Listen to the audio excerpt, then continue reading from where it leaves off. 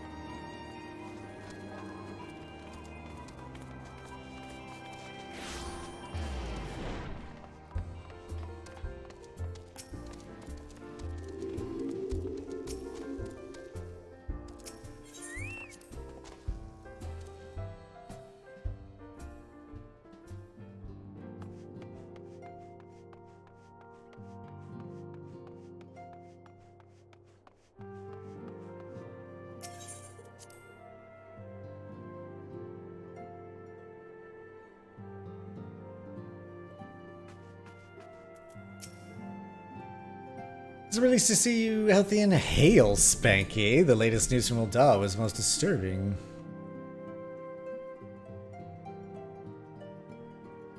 Clearly, the only injury Alphinaud suffered was to his ego. Doubtless it will heal ere long. The other scions will need to be present for this meeting. If you are ready to begin, I will summon them now.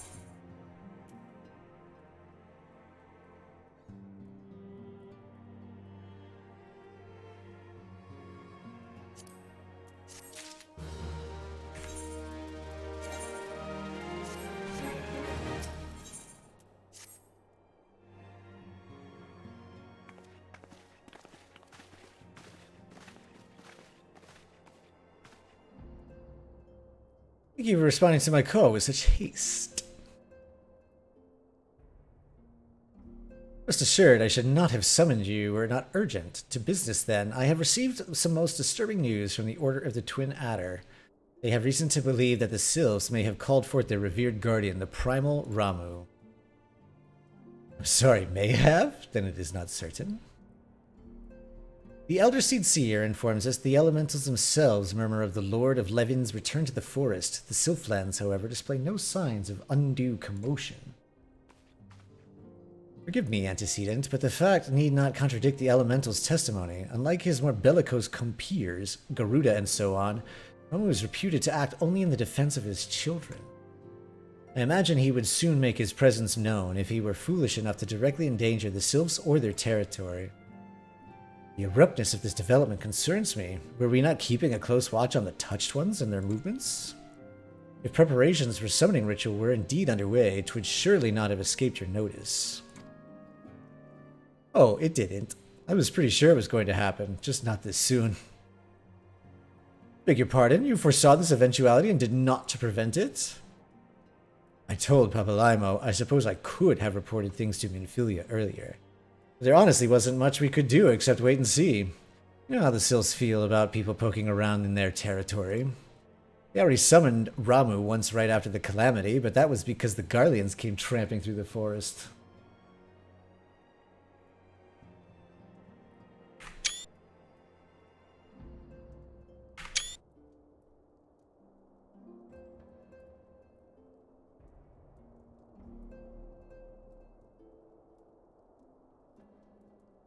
Alright. And so long as Castrum Orient stands, the Sylphs cannot be blamed for wishing to have their guardian deity on hand. In short, Ida and I are in agreement. The actions of the forest folk were inevitable and unavoidable. And I maintain the observation that would have remained the best policy had it not been for the sudden influx of strangers into the Black Shroud. That, alas, we did not foresee. By all accounts, the recent violence in Eorzea drove a number of refugees to seek safety under the concealing canopy of the trees. 'Tis like that the Sylphs perceived the panicked migration as yet another invasion and quickened their efforts to summon their god. I am put in mind of Titan and kobolds. Once again, it is the affairs of men which have paved the way for a primal's coming. Indeed, one cannot help but wonder what manner of place Eorzea would be without the civilizing influence of mankind. Be that as it may, this regrettable development does afford us a unique opportunity. Spanky, through your dealings with the sylphs of Little Solace, you once succeeded in preventing an untimely conflict with Gridania. I wonder, might one who has treated with the sylphs so fruitfully in the past not achieve similar success with their patron deity? Ramu can be convinced of our intentions. It may be the first step to breaking the cycle of primal summoning. A fond hope. Were such a thing possible, we would not have been at war with the Beastmen since time immemorial. But maybe this time we can. Let us continue this discussion anon. We must needs first consult with the nation most affected by Ramu's presence. The Elder Seedseer has requested your personal involvement, Spanky. Pray report to Commander Hulwa at Adder's Nest as soon as you are able. Steel yourself for the worst. While I hope for a peaceful resolution to this matter, experience suggests that your meeting with the Lord of Levin will prove less than amicable. In such an event, your fellow Scions will of course lend you whatever support you require.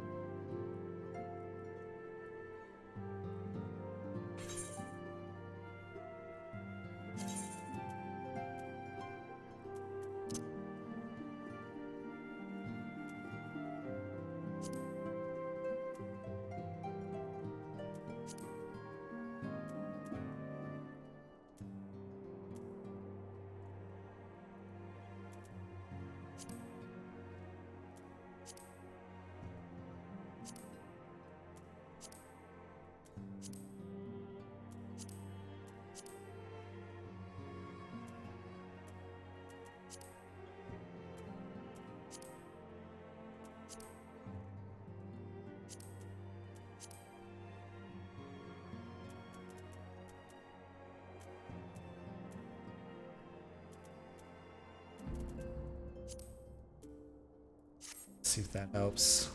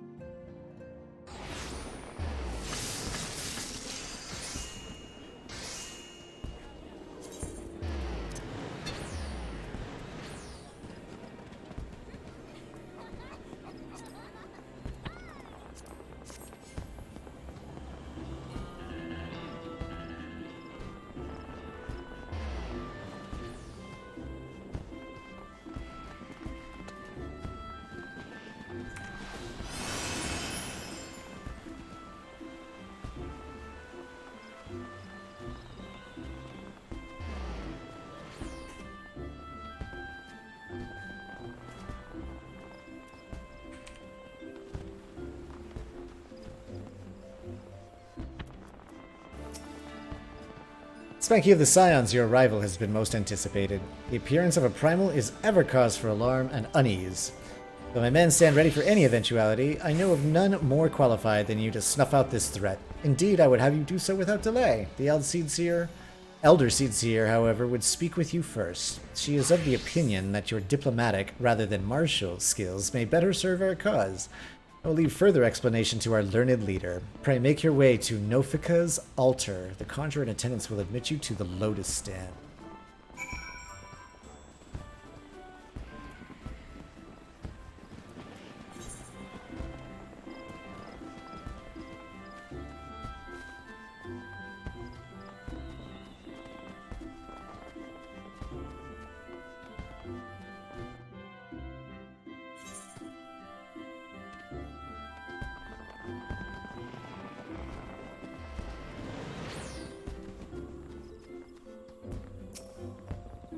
The Scions have already arrived. May I show you in? If you would, please.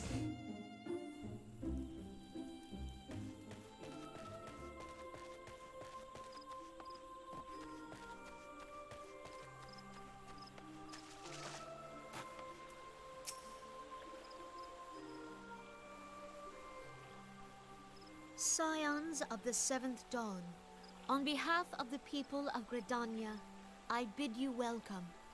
Your presence is of great comfort to us all in these days of uncertainty.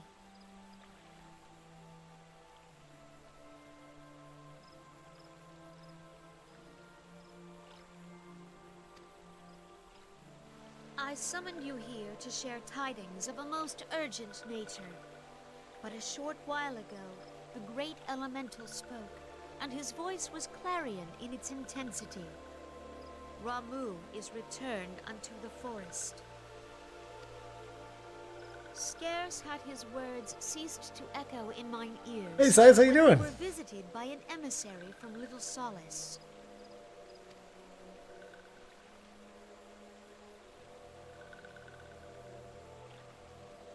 Our guest informs us that the sylphs too have sensed the presence of the Lord of Levin.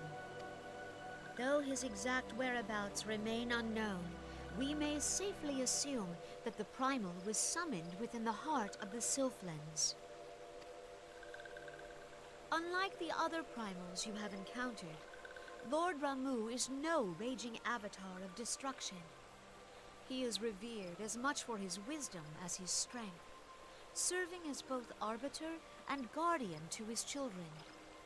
Given that we and the Sylphs found a way to share the Twelves Wood, it is my hope that this sagely immortal will be amenable to reason, and that conflict may be avoided. You know we're gonna have a Blessed fight. as you You are know with conflict will power not be and avoided. you are one of the few among us who may commune with a primal without fear of influence. I would ask, therefore, that you represent us in this most delicate of negotiations. The Twelves Wood has suffered enough. Upon this, we and the Sylphs, and I would venture Lord Ramuh himself, are in perfect accord. Let us not endanger our shared home by engaging in unnecessary hostilities.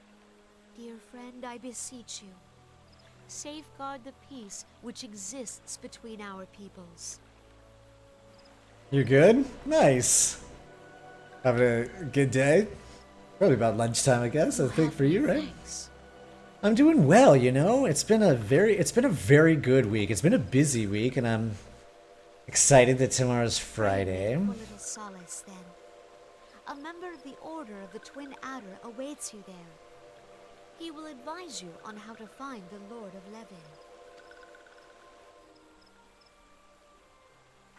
An ill wind blows through the forest. Dude, are you in the Discord yet? It is not only the Twelves Wood that flinches at its coming. All the lands of Eorzea shiver in dread anticipation. The magic of the internet. Oh, yeah, you show about Bugbear being cut. Yeah, you showed me that yesterday.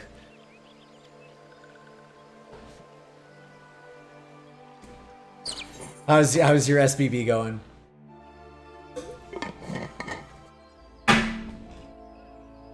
No worries. Join up, my man, so we can keep talking. Is your have you been playing some more matches?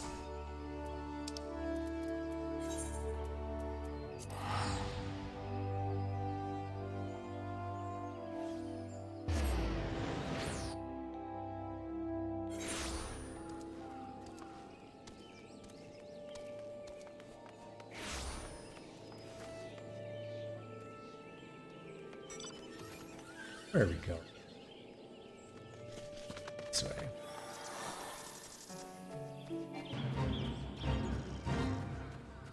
They say it was terrible, this morning was great. Dude, yesterday I just had the worst fucking time. Got some good matches. Why does that happen?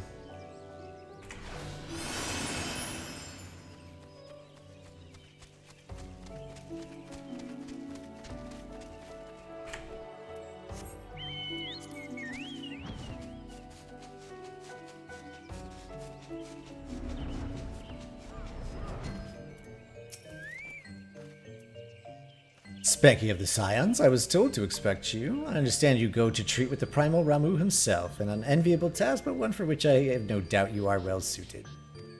I've been told that your fellow Scions are conducting an investigation of the area as we speak, that we might ascertain the location where the Lord of Levin might be found. I would ask you abide here until they return with their findings. Sometimes we have our bad day, then we have our good. Ain't that the absolute truth?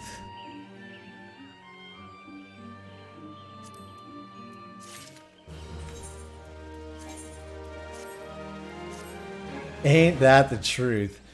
I think I lost like almost 1,000 MMR yesterday. That can't be right. That's a couple hundred.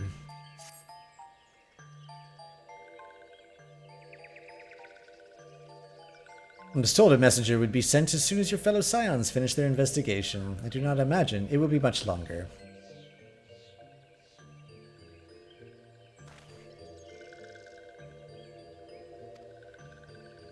Your timing is impeccable, my fluttery friend. Might you be so kind as to escort this good man to his fellow scions? It would be this one's pleasure, walking one. Please come with this one.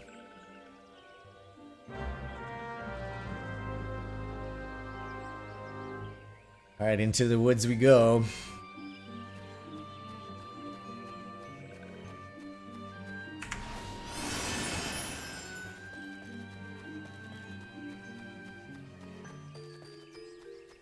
Is this the right direction?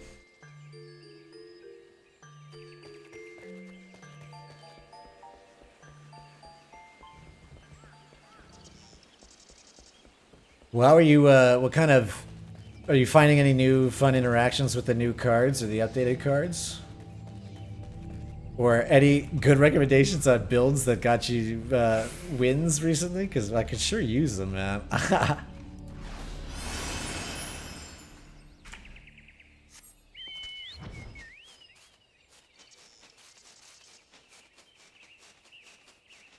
Second place with Peter Pants. Okay.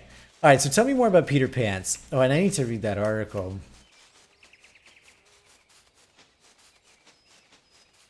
Oh, because you can have that spell that rolls a shop with guys who are like a level higher or something, right?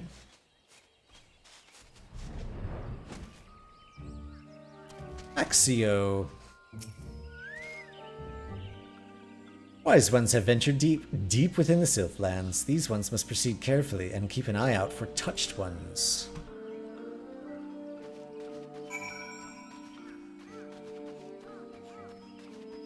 Oh, speak with her again?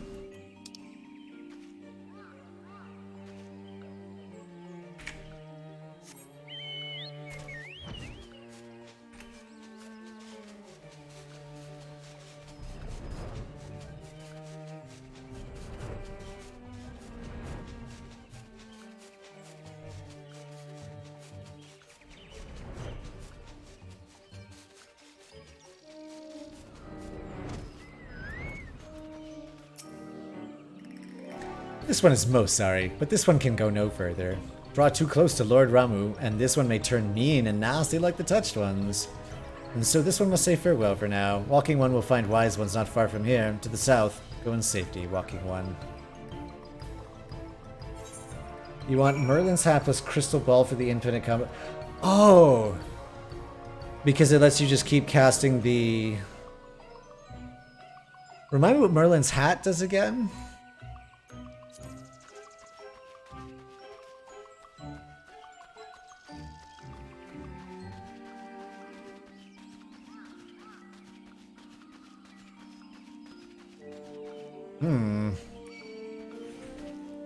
Who's attacking?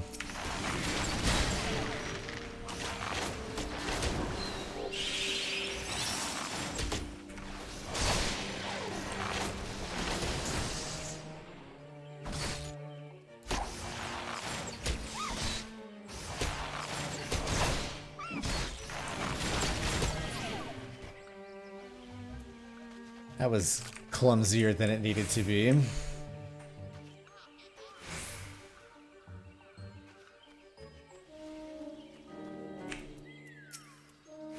So it's actually you. I am relieved. For a moment I thought we were dealing with another one of those confounded sylph tricksters. I swear, with them wreaking havoc with their skin-changing magic, it's a wonder I was able to finish taking my measurements. Yes, it was quite the ordeal. You should have seen the look on Ishtola's face when one impersonating you suddenly showed up. That's quite enough, Papa Libo. My apologies, it's not like me to ramble so. At any rate, as I was saying, I have finished measuring etheric activity in the area, and I'm pleased to say I have reached an indisputable conclusion, to wit that Ramu was called forth in the vicinity of the Sylph's Aetheryte. Come, Spanky, the Lord of Levin awaits.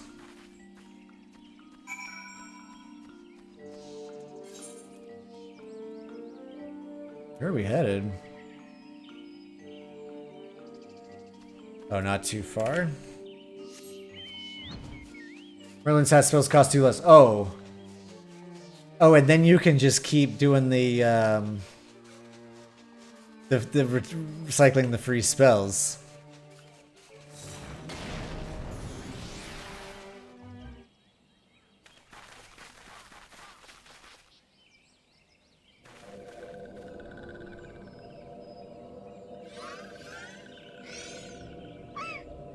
When you cast a spell directly on character, add a spell to the shop. Oh, that's right. That's right.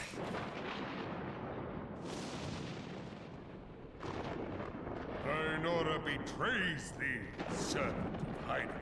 Mm-hmm.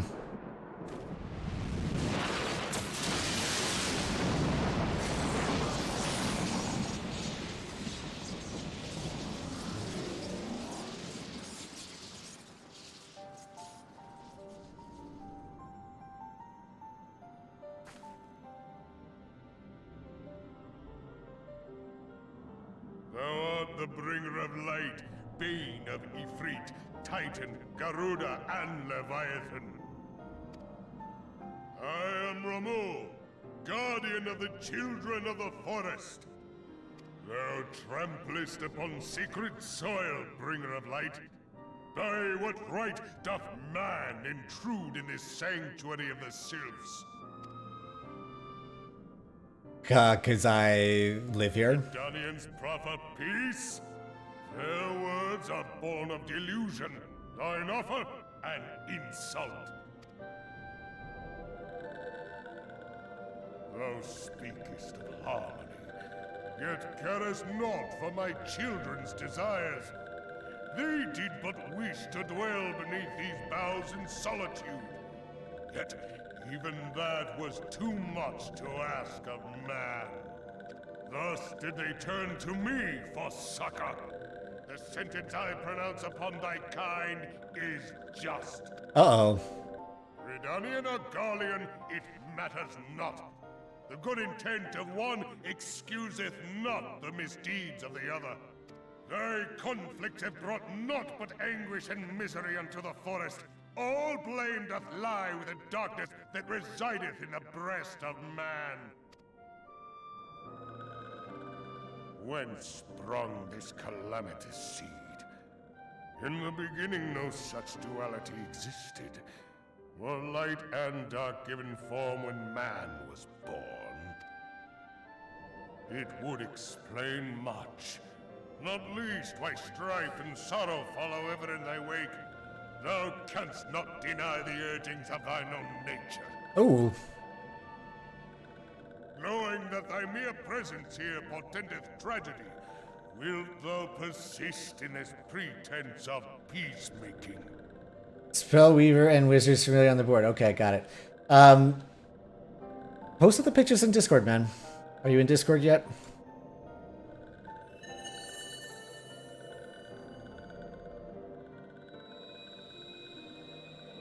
Thou bearest the crystal which I bestowed upon my wayward charges. That they should entrust so precious a gift to thee. Thou standest apart from thy kin. Sounds Thou good, art man. the That's the place to bringer of put light. links. Aye, but there is something more in thee.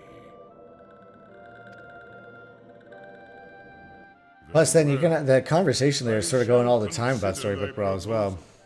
Shouldst thou survive my trial, if thou wouldst champion the cause of harmony, I must have proof that thou art fit to play the role.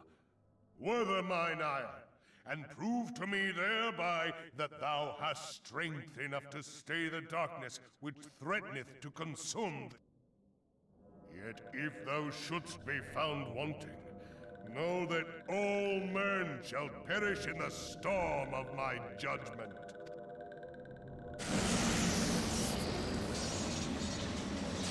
Oh shit, I think it's going down.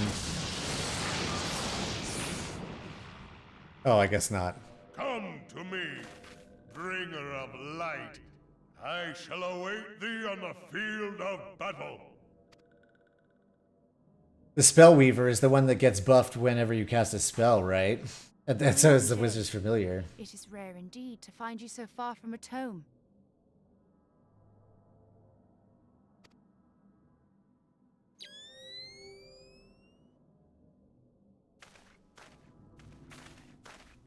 The Lord of Levin himself. Never till this day had I looked upon his visage, save in painted renderings made faint by time. Ever shall this scene remain etched in my mind's eye. Beg pardon, my lady.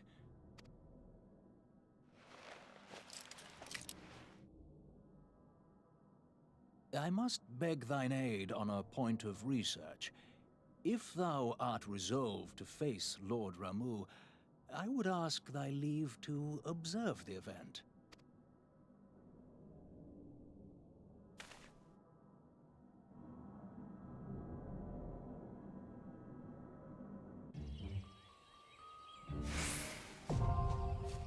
The striking tree.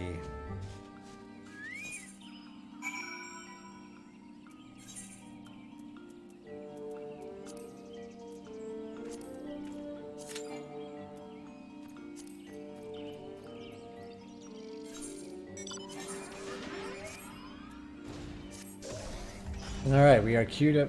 We just keep on casting spell after spell, dude, and it just gets crazy big. And you don't need them you don't need any other characters anyway, because these ones are just so powerful.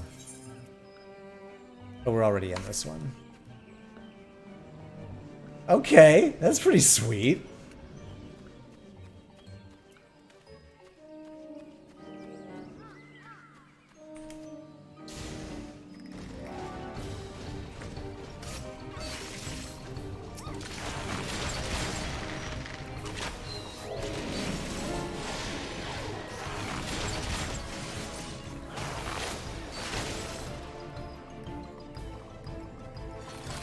So when you cast spell on her, she gets +1 attack. On the spell weaver? Oh, right, because you cast a spell, right? So you just basically massively synergize with her.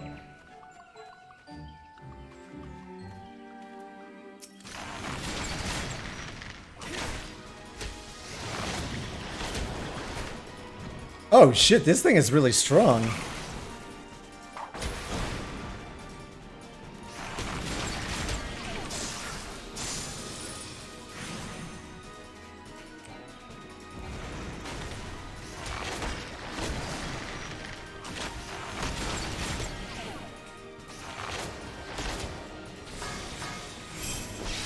And it's not dying.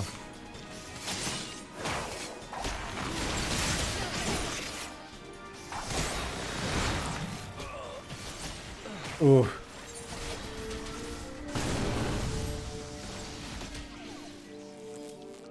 What the fuck was that all about?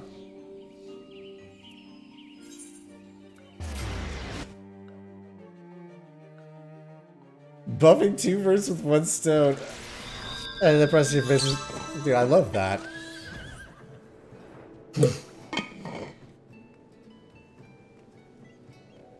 Okay.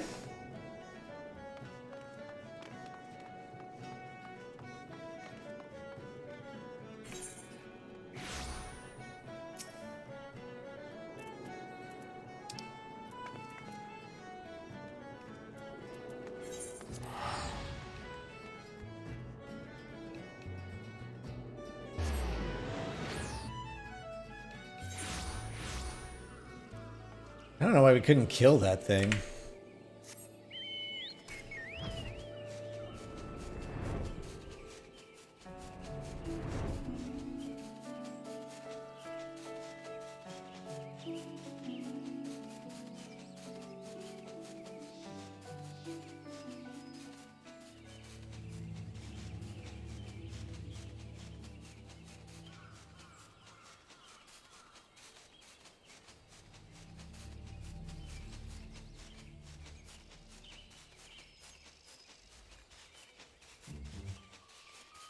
Actually, why are we back here? I don't think we need to be here. We could probably go do some guild leads.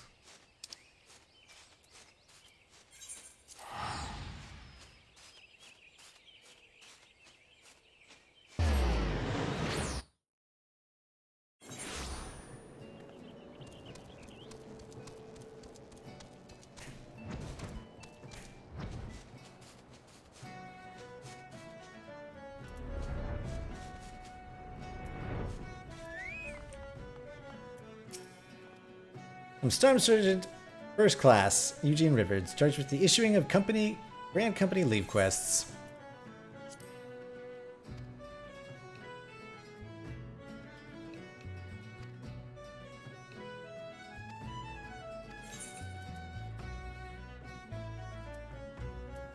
Grand Company leaves. Grand Company leaves are special missions available only to Grand Company members and can only be accepted by speaking to a company officer. Completing one of these leave quests will not only earn you items and experience, company seals as well. Oh, that's good.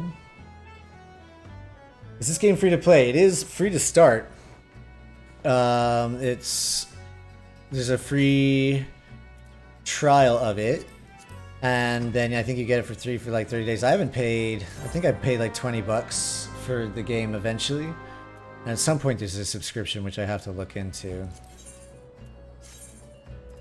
But this game has been incredibly fun.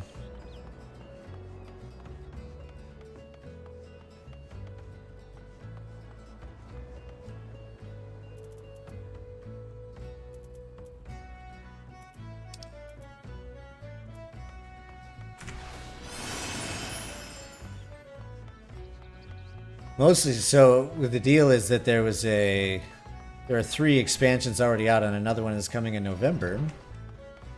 So I want to get through the story here so we can catch up for the expansion. I'm really enjoying the multiplayer aspect of it too. It's fun to do these dungeon raids.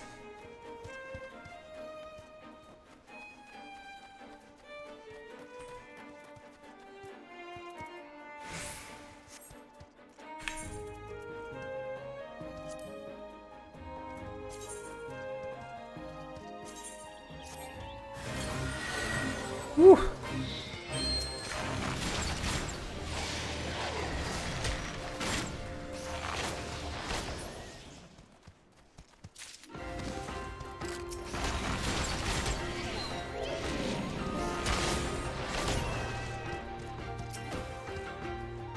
Wondering if you try it? I highly recommend it. Do you play MMOs?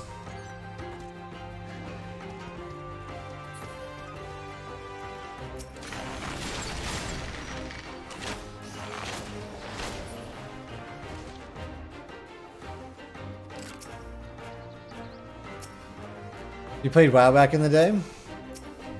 Why can't I get these?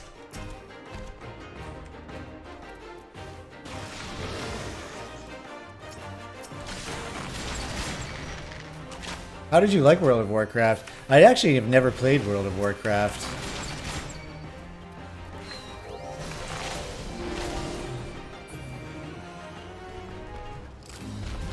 Hey, we did it.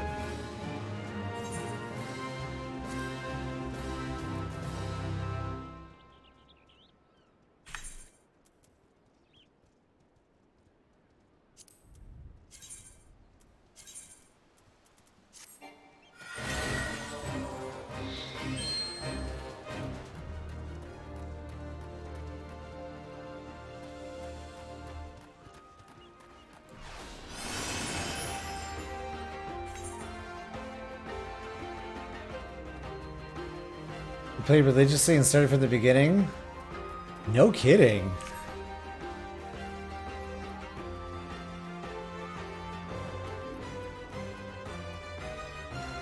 And then you... So that's for like a long time.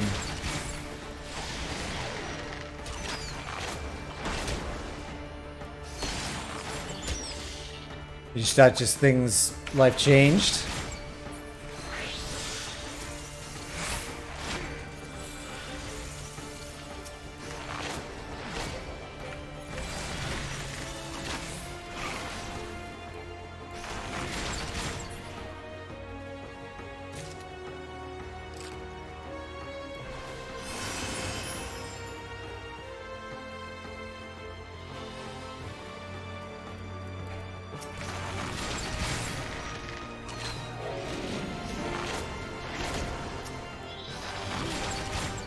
I said, why did you stop playing WoW?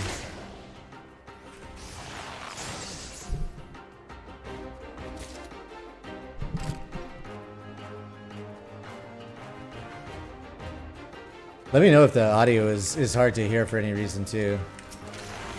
make some adjustments. Oh, your friends all stopped? Oh. That'll do it.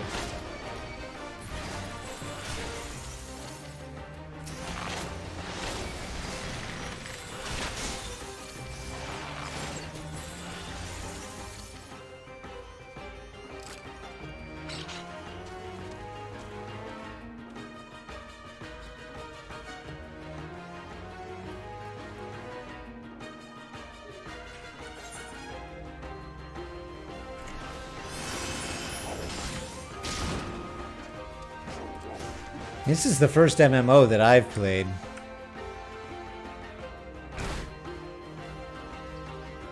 And I'm quite enjoying it.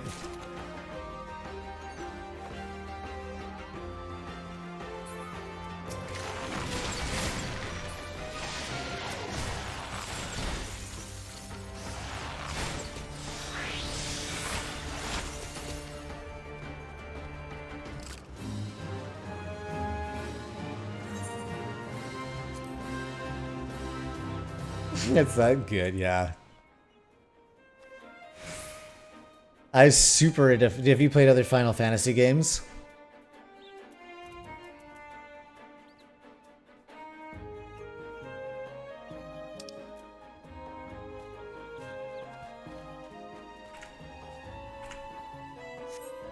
You do?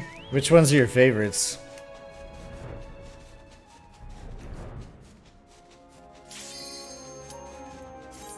Ooh, time for... Oh my god, so good. So good, Final Fantasy VII.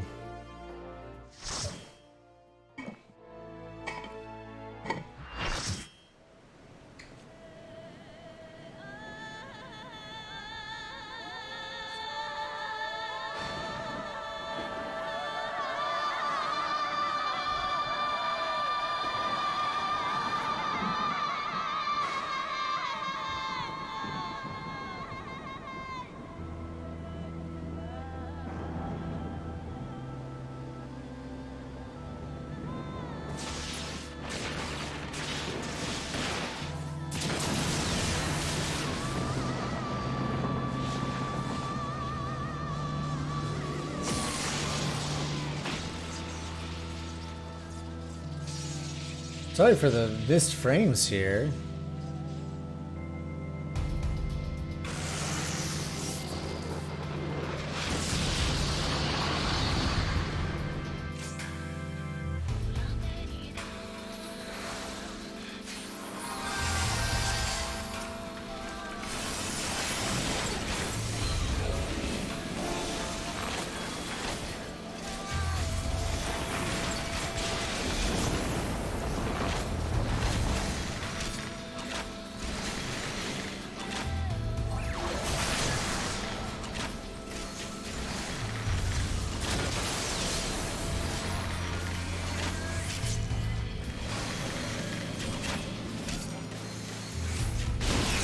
Oof, ouch.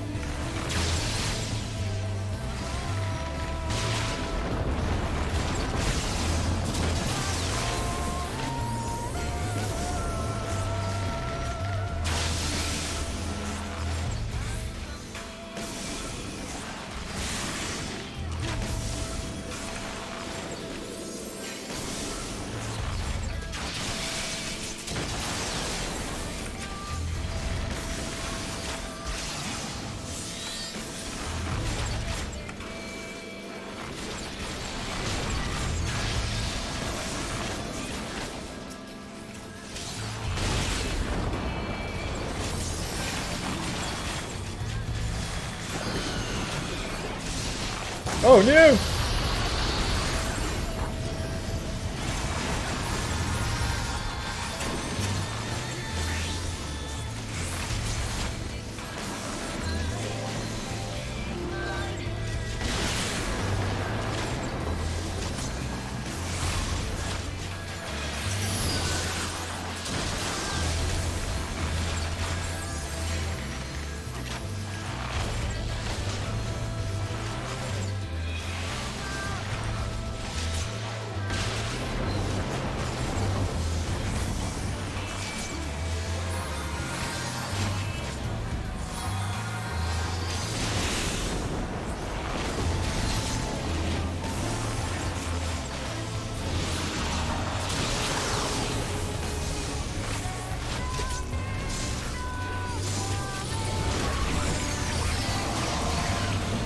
Well, what's going on? Why can't I move?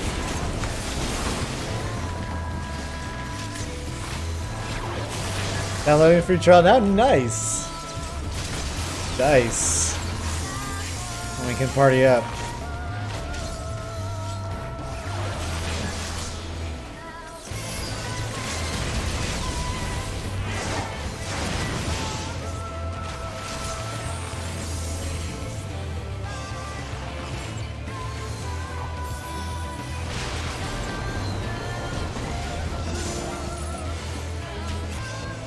We did it.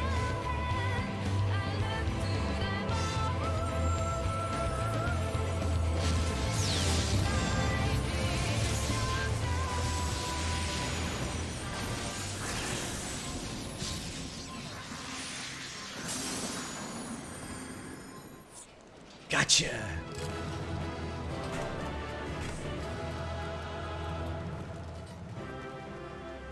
Nice, we did it.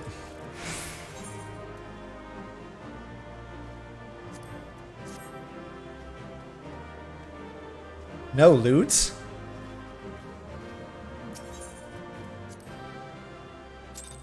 Hey, I got a commendation. Nice. Very good. Always good when we don't just eat shit and die. Thy measure, bringer of light.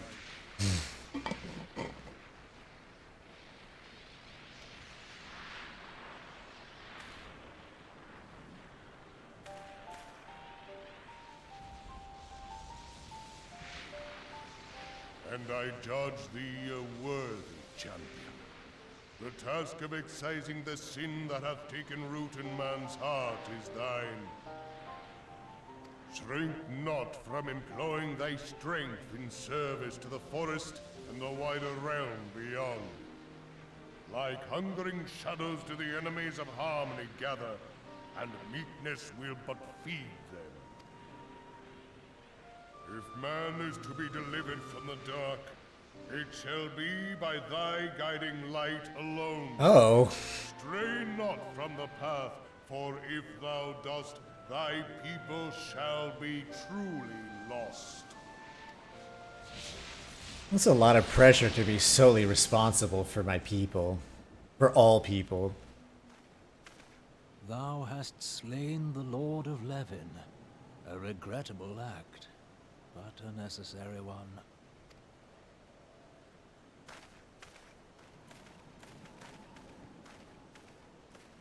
In witnessing thy struggle, the truth hath been revealed unto me. If I mistake not, it may yet prove a chink in the eternal armor of the Assyrians. But let us conclude our present business. I shall expound upon my findings at the Rising Stones anon. Anon.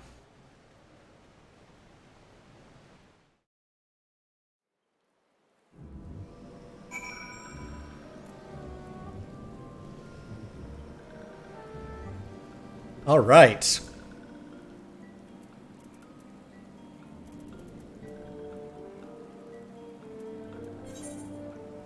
Oh, we can go back to Little Solace now. Let's do that, and then we'll finish off these side quests. Gonna go grab lunch? Okay, sounds great. Guys, enjoy lunch. See you in a bit.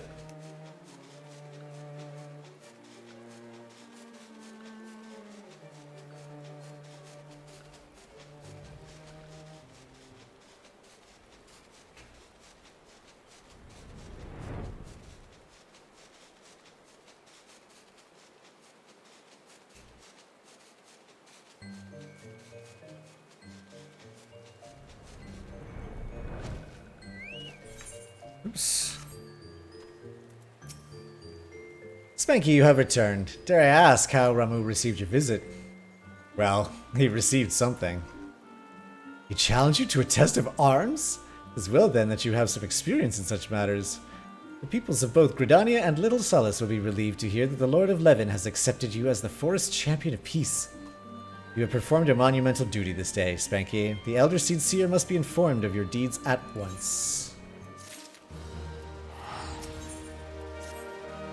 The Elder Seed Seer will wish to hear of your experiences firsthand. Return to Gridania and make directly to the Lotus Stand. The conjurer at Nofika's altar will be expecting you. Farewell, Spanky. Farewell indeed.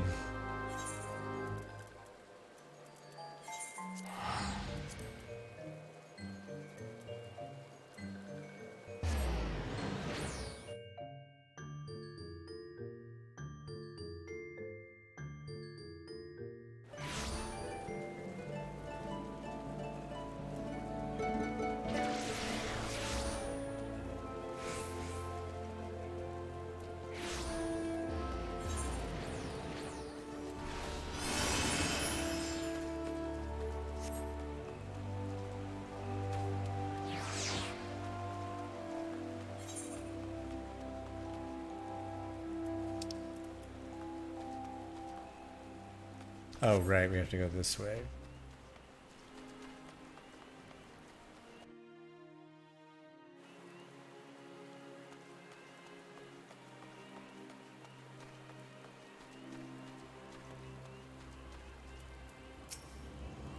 Welcome back, honored scion. We who knew of your mission have been most anxious to see you return. The Elder Seed Seer awaits you within.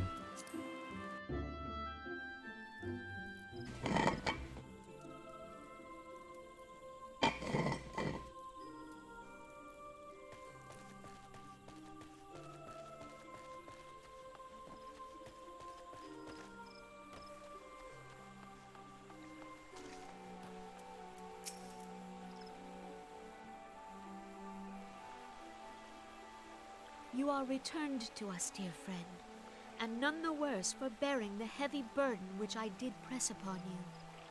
Most glad am I of this. Me I am too. informed that your efforts to negotiate a peace with Lord Ramu ended in conflict. Pray tell me, what befell?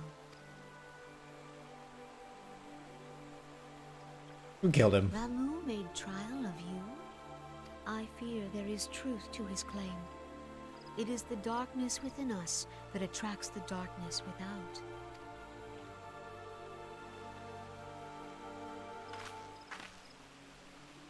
It cannot be denied that misfortune follows man. For evidence, one need only look to the conflict brewing in Cartano, or to the rising flood of refugees. Our shared struggle against the Empire should have served to seal our union. Yet the ties which bind the Alliance strain under the weight of gross self-interest. As the scars of the calamity begin to fade, so too does our sense of common purpose. Yet now is scarce the time to forget our shared responsibility. If this new-sprung realm is to survive beyond its infancy, it must needs be nurtured by all. Eorzea must be as one, yet I fear that dream is still far off.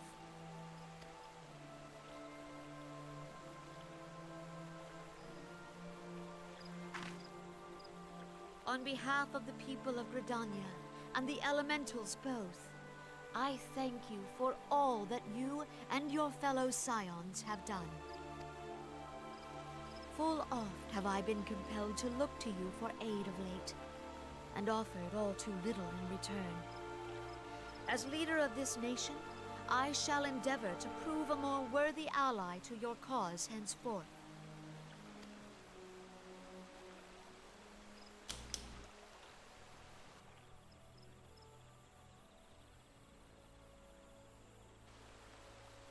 Lord Ramu has departed, yet the keening of this ill wind grows no less insistent. Voices of the forest, pray speak and I shall listen.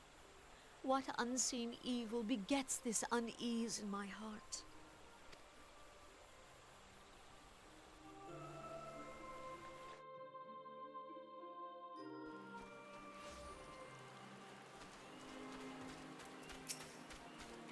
That sends another daunting mission, eh, Spanky?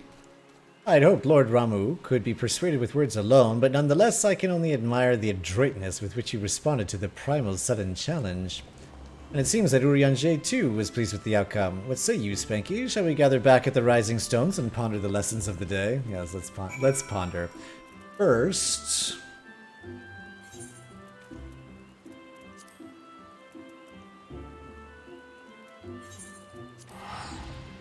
Here.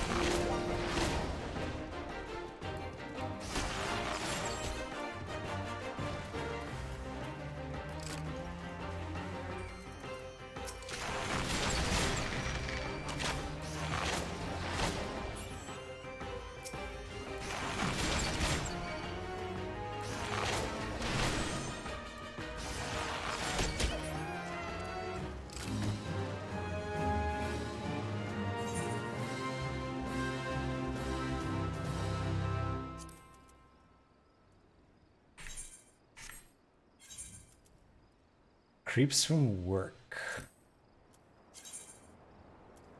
Far from where we are.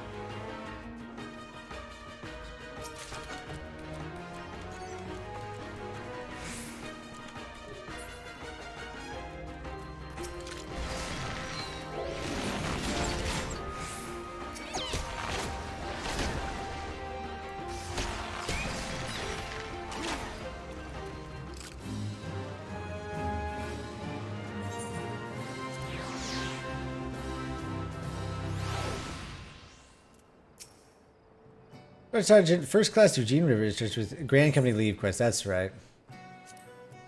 Contribution has been noted, Flame Private Third Class Spankerson, and your seal is prepared.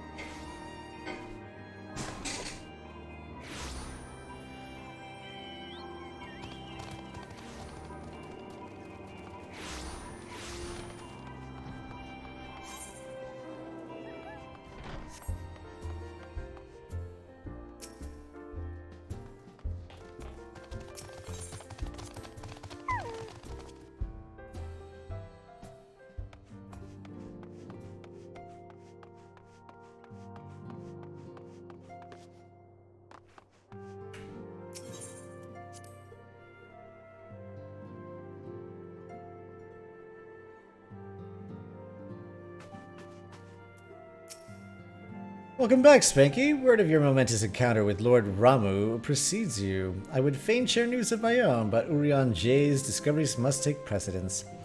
Upon witnessing your defeat of Lord of Levin, our learned companion was struck with a profound insight regarding the nature of the Ascian's immortality. Let us assemble and discuss his observations together.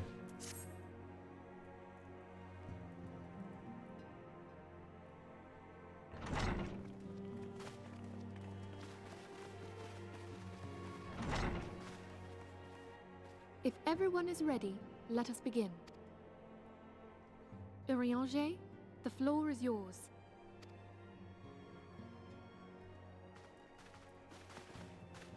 As all here assembled now know, in its final hours as our Order's headquarters, the waking sands did play host to a most unexpected visitor.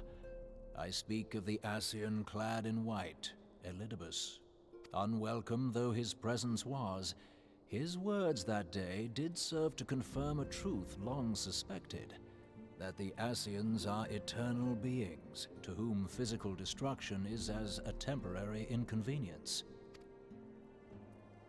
In the intervening time, Eorzea and I have striven to discover a means by which the Ascians might more permanently be slain. And 'tis my belief that we have found the thread that will allow us to unravel the twisted skein of their existence.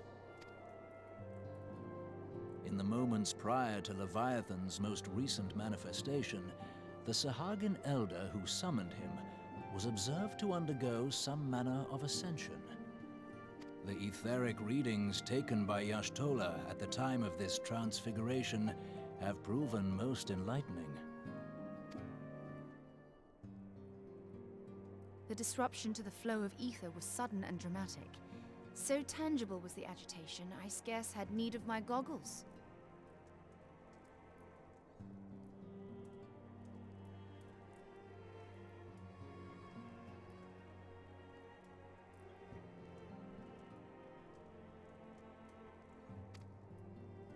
The significance of Y'shtola's readings might better be understood in the context of mine own, taken at the instant of the Lord of Levin's demise.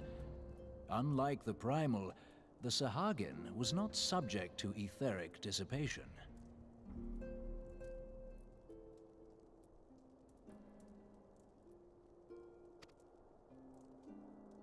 Before discussing our new discoveries, it may benefit us all to recall what we know of etheric behavior.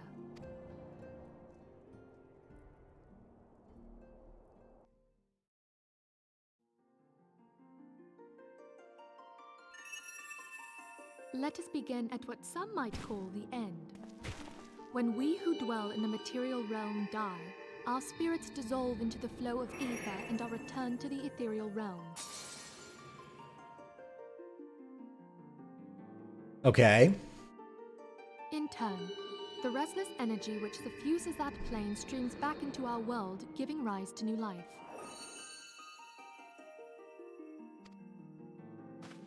"'Tis as the heavens did decree, the way of all mortal souls. Twixt this world and the next do the ethereal currents swirl, bearing the very essence of life. Thus doth the cycle of birth, death, and rebirth continue unabated."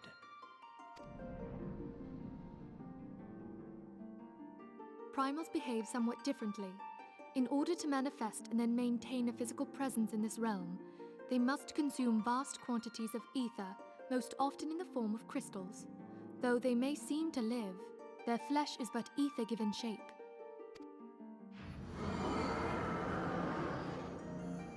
Thus, a defeated primal leaves behind no broken corpse. Rather, the essence of its form seeps back into the land whence it came, and the energy of its shattered spirit is called back to the ethereal realm. "And there it waiteth, till next the prayers of the faithful do draw it forth from the sea of ether, to take their offering of crystals and make for itself a new body."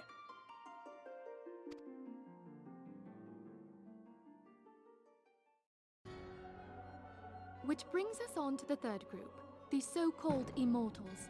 They exist in a manner all their own. Quite. Even as the Sahagin elder fell to the Admiral's musket shot, I witnessed the release of an ethereal cloud, which immediately took possession of a nearby minion.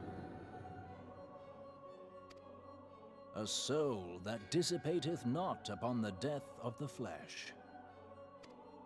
The secret of life everlasting, and in the claws of a Sahagin no less. But I wonder, what would happen to one of these obstinate spirits should there be no suitable host for it to claim? If mortal death entails a return to the ethereal realm, it seems doubtful that the soul of an immortal would venture there. Nay, it merely withdraweth a distance, unto the shore of the ethereal sea, perchance, but no further. Yes, it exists in neither this realm nor the next, abiding instead in the space that lies between them. The Ascians took control of Thancred by means of a crystal of darkness, an artifact which, if our theories are correct, serves as a gateway to the place I have just described. I was hoping people had forgotten about that. Nope. About your betrayal? I am No. sorry, my friend. For a mercy, the weary road of our research hath brought us unto an answer. The Sahagin ascended to an immortal state, but he did not possess a crystal of darkness through which to flee this realm. Thus was he consumed by Leviathan. If we could entrap the spirits of defeated Ascians in like manner, and thereby deny them resurrection...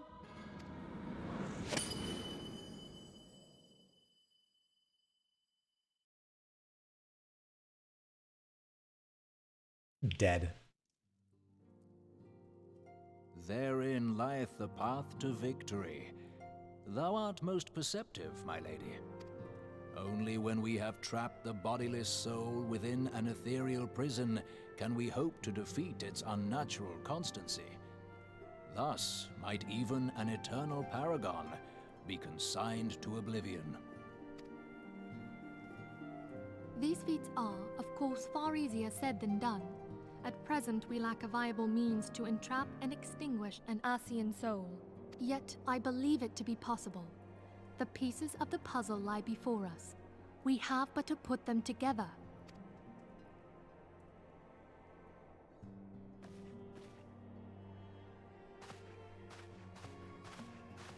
I will depart at once to convene with the sages of Sharlayan. Together shall we divine the steps by which our goals may be achieved. I have the utmost faith in you, Archon.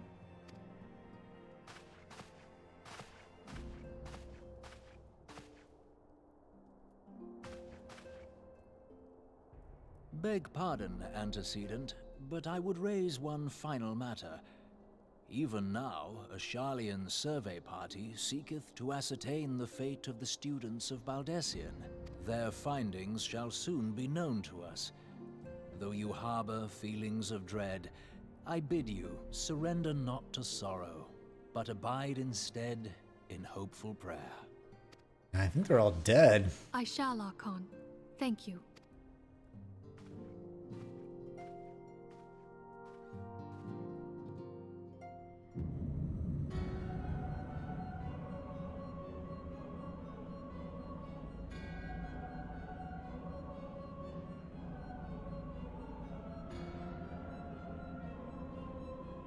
The Lord of Levin is returned to the ether, as was Leviathan before him.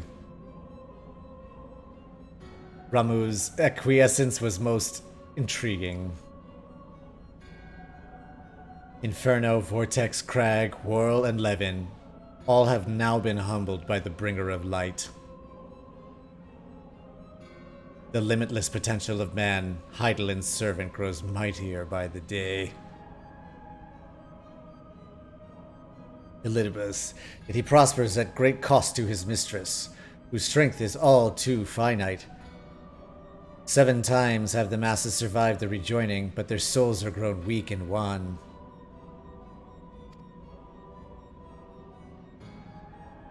Yet, even as it enervates, the ardor empowers our master. All that remains is to nurture the strength of the gifted, to forge the final key. Okay? And that is the task to which we bend our every effort.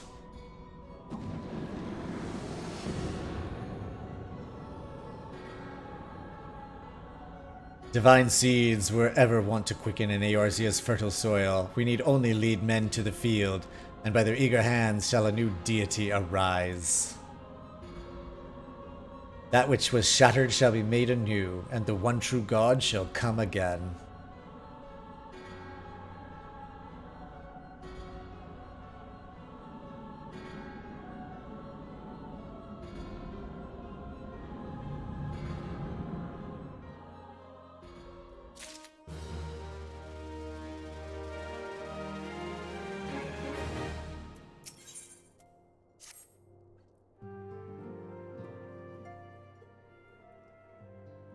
Now the matter of Ramuh has, for the present, been put to rest. There's something I would show you, Spanky.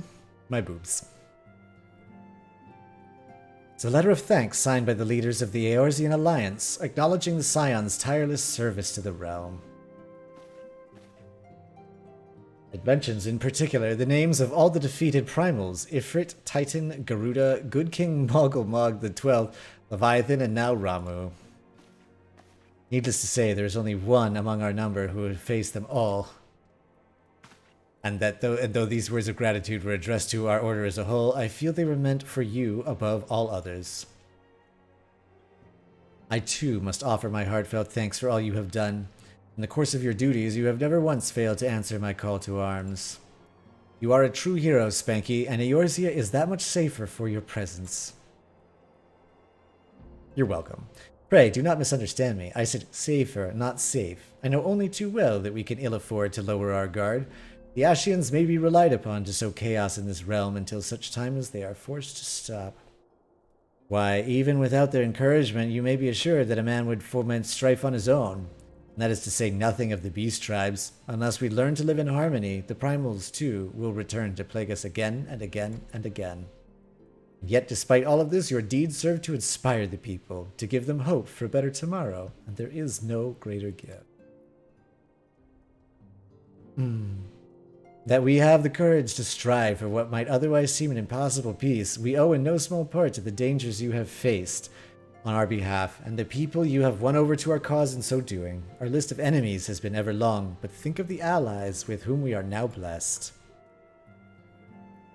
Of the sylphs of Little Solace, who wish not of conflict. Of the Alamegans, and the Domans who stand with us, determined to halt the dread march of the Empire.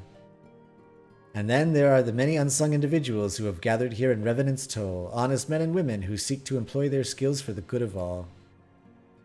Of course, when speaking of our greatest allies, we must not forget those closest to us, by which I mean our fellow Scion. Thanks to their many and varied talents, our order is uniquely equipped to combat the far-reaching corruption of the Ascians. And combat it we shall. Your enthusiasm is truly heartwarming, Antecedent. Given our embarrassing wealth of allies, I trust it will not inconvenience you if I unduly if I absent myself for a time. Hey, what's up, buddy?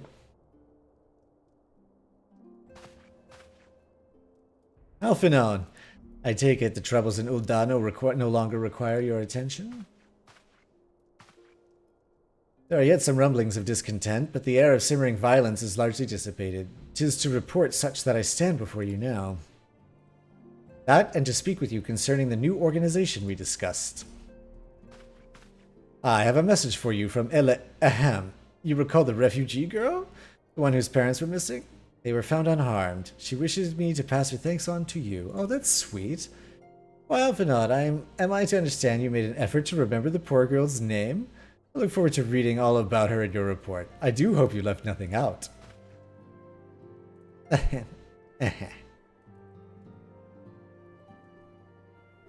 Spanky, you have been away from Revenant's Toll for some time now, I believe. Might I suggest you put the affairs of the realm onto one side for the moment and take this opportunity to reacquaint yourself with the town? Which reminds me, one of the Doman children recently inquired as to your whereabouts. Yozan was his name. I believe he has some small matter he wishes to share with you. Why not oblige him with a visit? Because I don't have time to waste on children.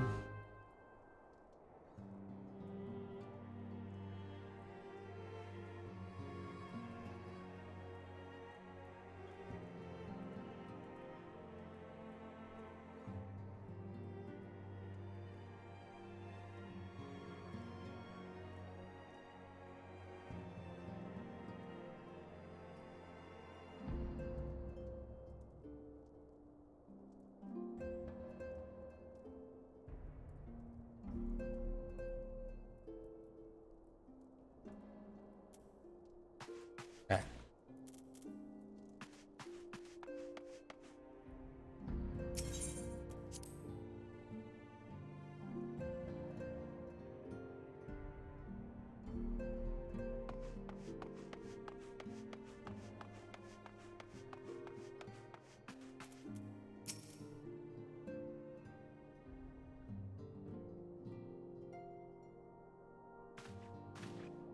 Look, it's Mr. Spanky. He's back from his adventures. We heard you were off fighting primals, and that there's some of the strongest enemies you could ever face. I wish I could have seen you in battle. Anyway, we all want to be heroes too, so we finally formed our very own Doman Adventurers Guild to protect all the Domans. Oh, do you think you could train us today, Mr. Spanky? Maybe you could show us how you fought the primals. What's all this commotion then? Mr. Boulder and Mr. Coltonay, did you know Mr. Spanky is back? Hoary Boulder, huh? So it would seem. Welcome home, Spanky. My companion and I but recently became full members of the Scions, and I believe proper introductions have yet to be made. I am known as Hoary Boulder, and this bookish fellow is Coltonay. Though we remain largely unproven as adventurers, we have it taken upon ourselves to instruct the Doman younglings in the arts of combat. Oh, I told you, Mr. Boulder, we are not younglings anymore. We are adventurers. We were just asking Mr. Spanky if he could give us some special training. I think we're ready to hunt monsters alongside him, don't you? Well, you've certainly been diligent with your drills, but I'm afraid the fiends of Mordona are still ever so slightly too dangerous for you. I have a counter-proposal. What if I were to cross swords with Spanky? Demonstration of skill at arms, if you will. Ori, if I didn't know you better, and I do, I'd say you were merely seeking to test yourself against the legend. Well, perhaps I am. But what matters the motive when the children stand to learn so much from the lesson? What say you, Spanky? Would you consent to spar with me? Like, fine. But not super happy about it. Hurrah, we're gonna have a tournament! Come on, everyone, we must prepare our gear for an outing!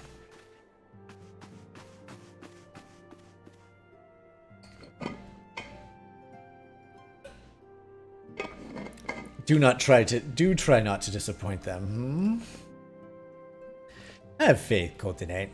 I shall summon every last ounce of my strength to make of this a worthy contest.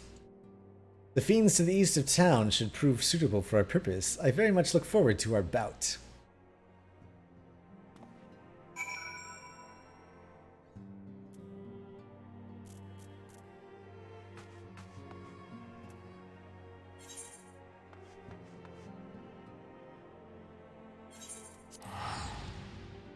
Are we not in Revenant still?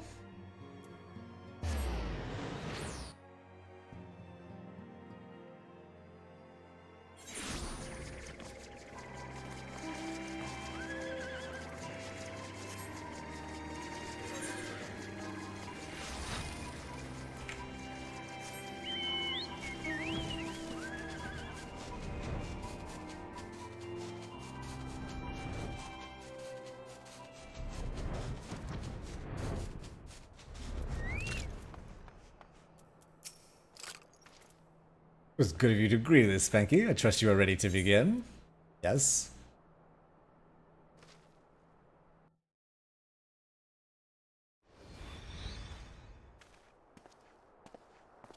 Very well, let us not keep the younglings waiting any longer. Ahem, Hori, are you certain you wish to fight him alone? That is Spanky you face. Oh, what better way to test my mettle? Pray allow me to attempt the first round unaided.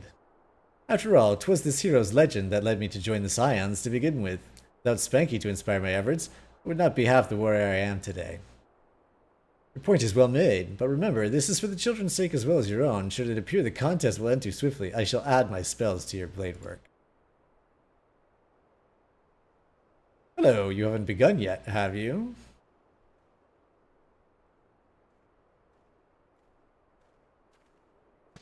Ida, who are all these people?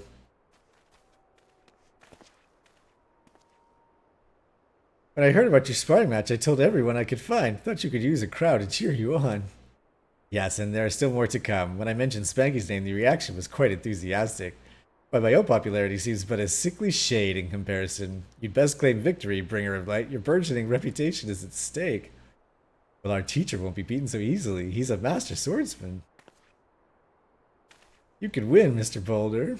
Alright. There's got some wagering going on here. We shall soon see. On your guard.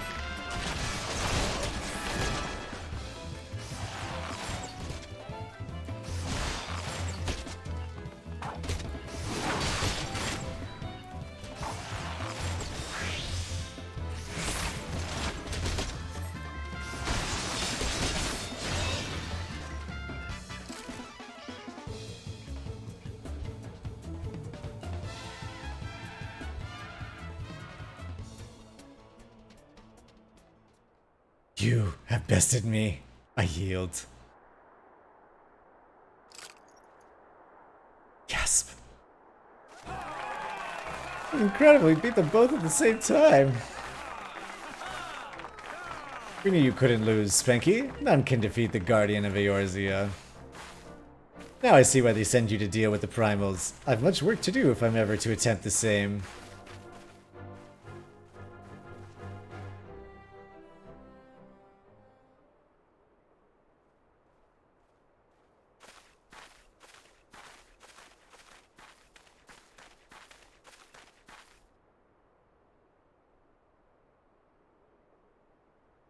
Impressive as always, Spanky. 'Tis ever a pleasure to witness the spectacle of your martial prowess. And judging by the smiles on these many faces, they too appreciate the hard-won strength that keeps the perils of the realm at bay. Guardian of Eorzea. Yes, that is a most fitting title. Do you recall when we first met? 'Twas at the memorial service for the Battle of Cartano. At the time, I was yet attempting to understand this land of Eorzea. I sought to grasp the reason why grandfather willingly sacrificed himself to protect it. I shall speak plainly. My initial impressions were less than favorable. Dire problems abounded, and yet the effort I saw expended towards their solution was haphazard and half-hearted. I thought Eorzeans a foolish and childish people. Considering the shambles their home was in, I would not have been surprised if some had chosen to swear allegiance to Gaius and the order he proposed to enforce. The Legatus' single-minded military invasion precluded any such switching of loyalties, of course. Were it not for a desire to continue grandfather's legacy, I would have abandoned the realm to its fate long ago. The threats were too many, the nations too self-involved and unstable.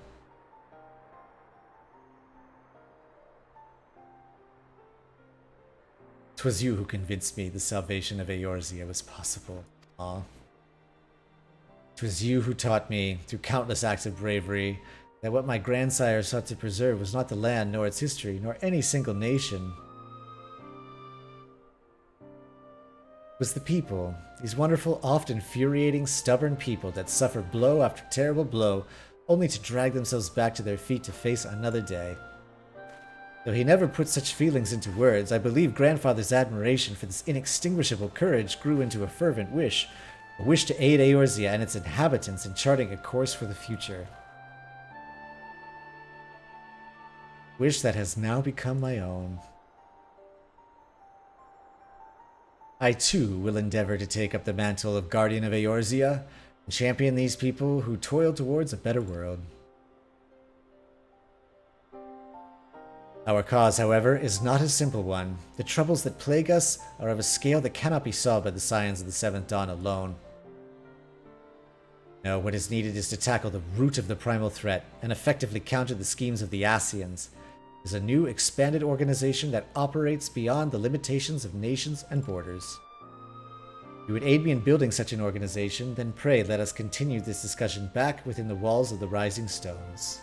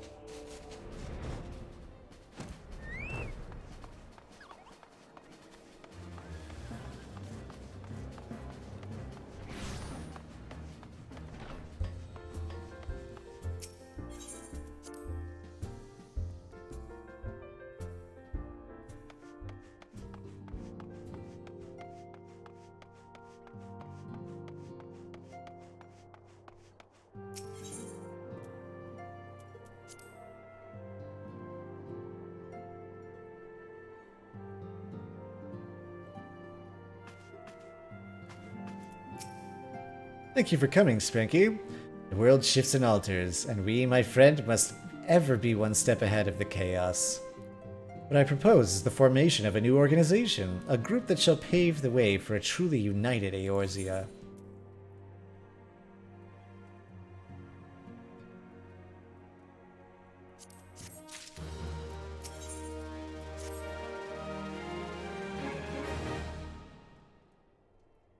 Pray forgive me if I tread over old ground, but I would first speak of the grand plan. Since the advent of the 7th Astral Era, the leaders of the three nations have been deliberating over an accord that seeks to bring the disparate forces of Eorzea together into a single entity. A realm-wide grand company, if you will. The military might of such an institution would be drawn from every corner of the land and directed against threats that no single nation could hope to overcome alone. Yet while the purpose of this hypothetical organization is undisputed, the logistics of its formation have become the source of endless debate. And the longer these discussions continue, the more I sense the impetus toward unification draining away. Thus have I been campaigning for the creation of what might be considered a trial company. It will be on a much smaller scale than we hope to eventually achieve, but capable of the same manner of unrestricted operation accorded to the Scions. It is my hope that successful utilization of such a force will lend momentum to the lagging deliberation. Also, being primarily military outfit, I mean to assuage fears of its misuse by placing the fledgling organization under the authority of the antecedent.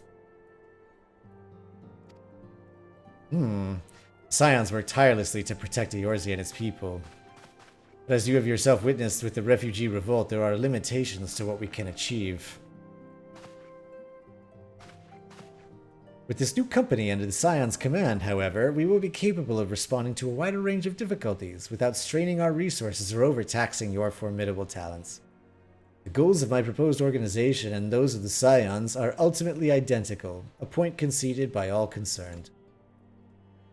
But before I can move forward with establishing this precursor to the true, border-spanning grand company, it is yet necessary that I visit the three leaders and gain their official approval. A tiresome and time-consuming task, which is why I would ask that you accompany me on the journey, and attend to the business of recruiting our inaugural members while I am otherwise engaged with bureaucratic formalities. Fine. Thank you. 'Tis reassuring indeed to know the bringer of light and his discerning eye will be selecting our future allies. Our first destination will be Limsa Lominsa. Let us rendezvous at Bulwark Hall.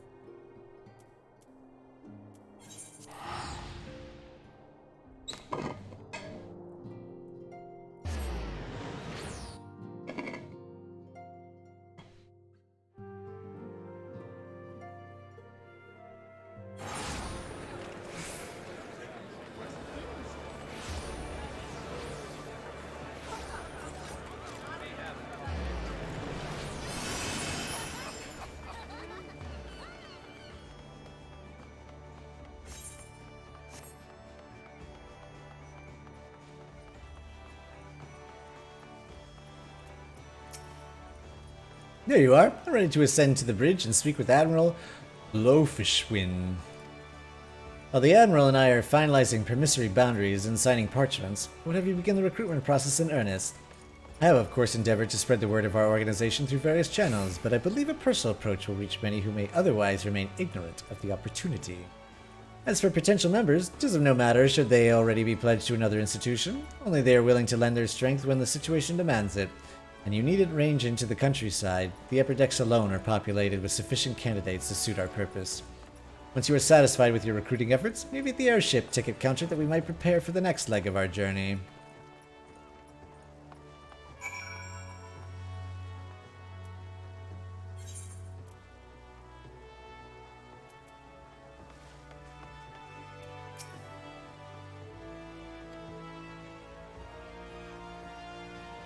Oh, we need this lift.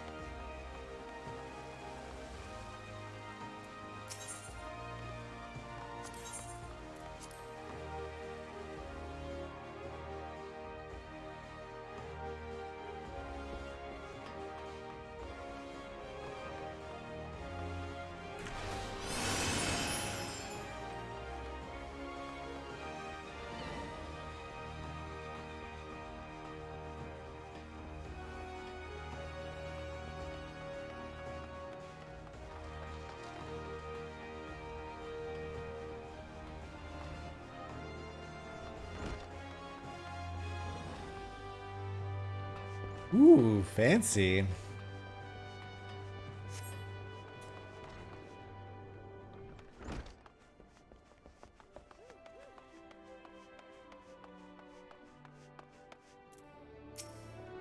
Astrophenod's new organization? Yes, I heard from the formation of his trial company was in the offing. It is with regret, however, that I must decline your invitation. As commander of the Yellow Jackets, the protection of Limsa Lominsa must needs receive my full attention. Fine.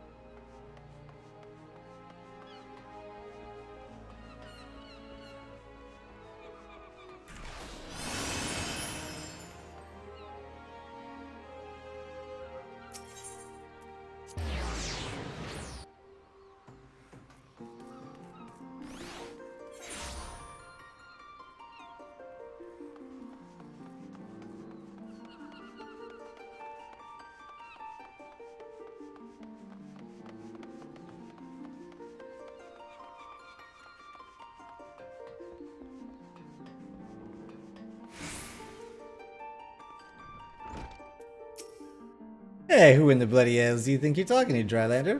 A pirate, not some sodden knight in shining plate. You're looking for a self-righteous fop. Try knocking on that dandy Caravalan's door. Right.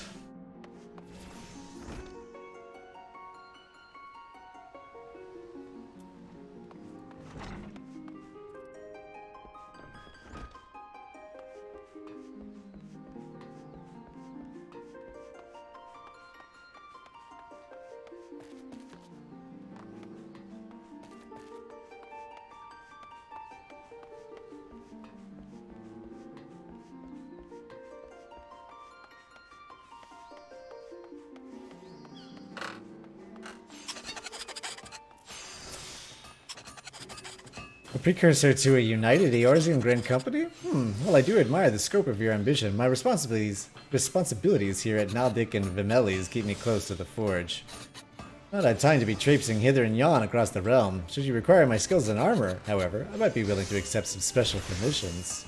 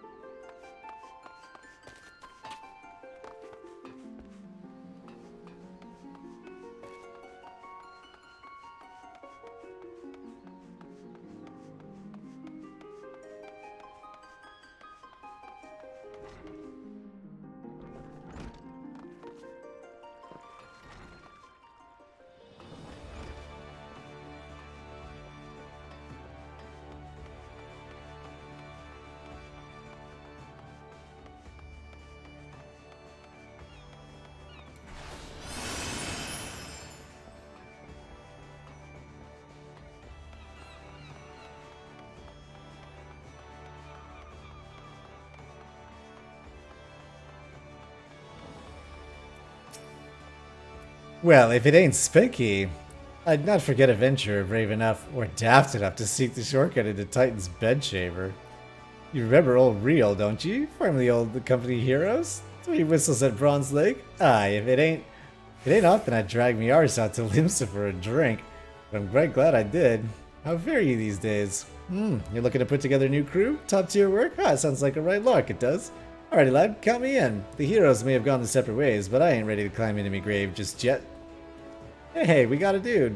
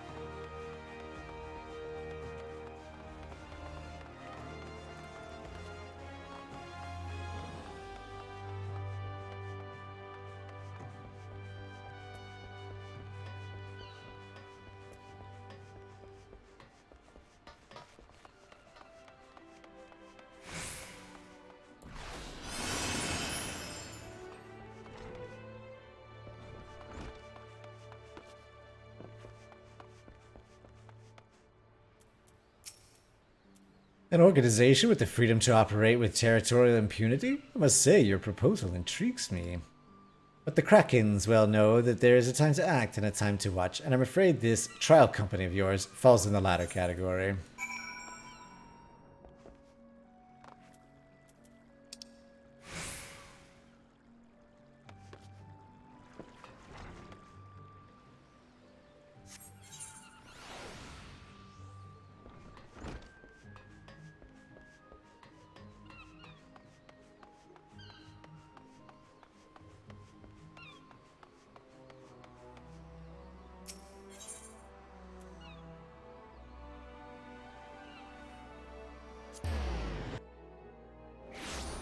Hey Trey, how's it going, my man?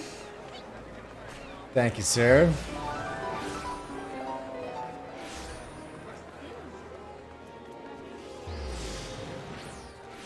Thank you for the lurk. Life's good.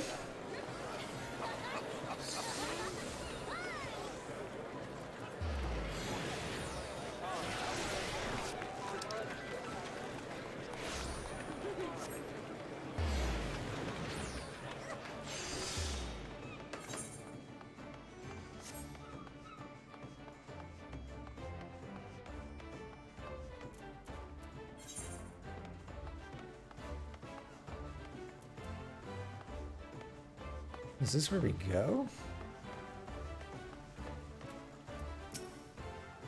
Nope, this is not the one.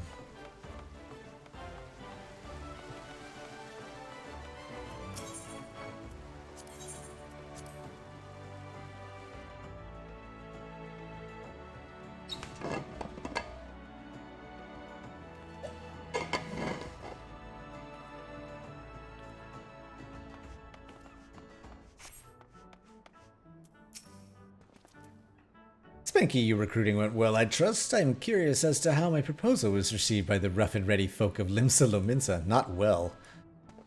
Ah, a member of the legendary company of heroes indicated his interest? Astonishing. I knew enlisting your aid was the right choice. Few could boast the acquaintance of such an elusive character. I, too, was successful in my task. The Admiral consented to sign all the documents requiring her approval. I can only hope that my visit with the Elder Seed Seer proceeds as smoothly. Pray, continue on to Gridania at your own pace. I shall await you at Nofika's altar.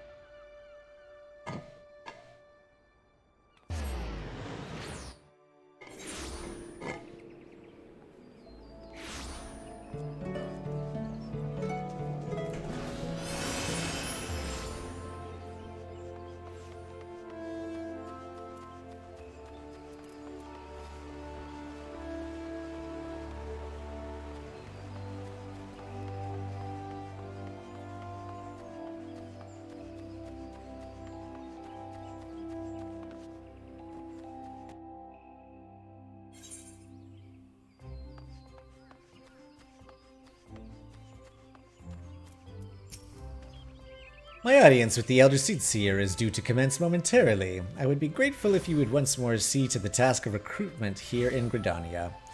After you deem the well of potential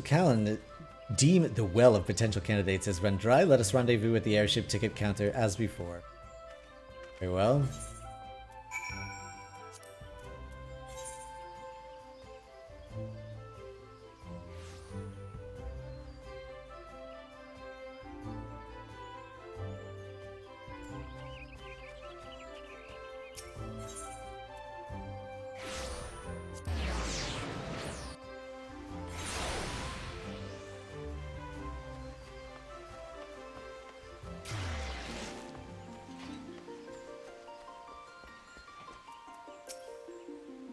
Oh gods, can it truly be you?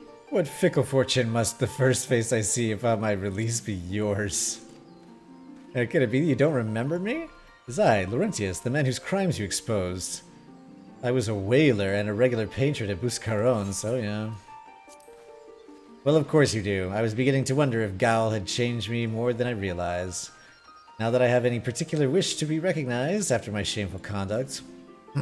The less said of my past, the better, I suppose. What of you, adventurer? Business brings you to this part of Gridania. Recruiting, eh? And what is your policy on reformed convicts? As matters stand, the Wood Whalers will have naught more to do with me. This just may be the second chance I was looking for. Reverend Soul, you say? Shall leave at once. You shall not regret this, I promise you. I am a changed man.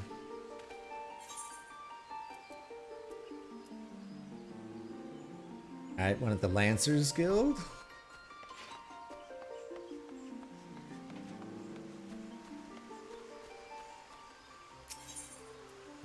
Oh, wrong one.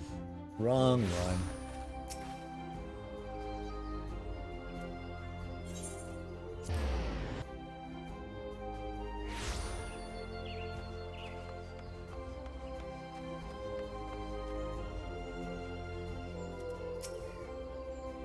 Tis not often a guild officer such as myself gets recruited, and this company of yours certainly sounds to have some promise, but its duties appear less than focused. I must refuse your invitation until such time as your organization is more organized.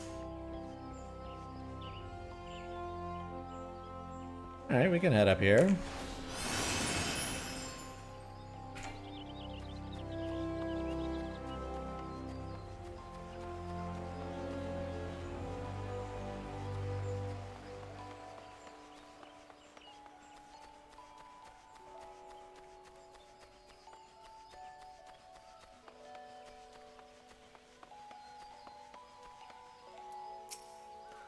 You would offer this old man a place in your company of champions? I'm both puzzled and honored by your invitation.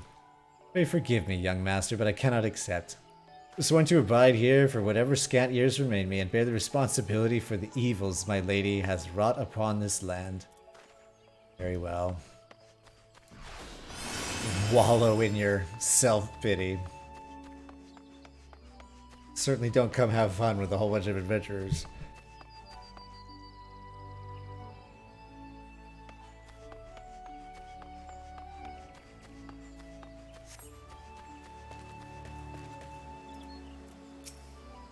Grandfather, you must call it a day. Let us return to the guild and rest ere your tormented back gives up on you for good. I'm terribly sorry, we were just... Oh, Spanky, isn't it? Been some time since our paths crossed outside the Copperbell mines. Why, you were barely more than a novice adventurer then, but look how far you've come. Other Miyun tells me 'twas you who felled the fearsome Black Wolf. And now you seek stout-hearted souls to fill the ranks of a new order? Well, your cause is undoubtedly just, and my old companion here would be much relieved to see me in good hands. Yes, I'll do it. It's the very thing I've spent my entire adventuring career working towards. I shall join your company just as soon as I've seen Isildur safely home.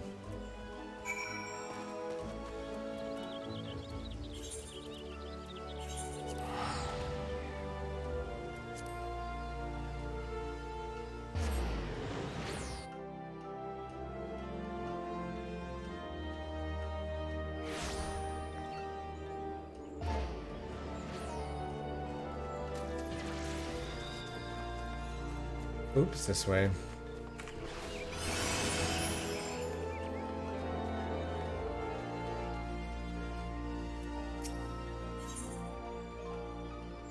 Sundry Splendors.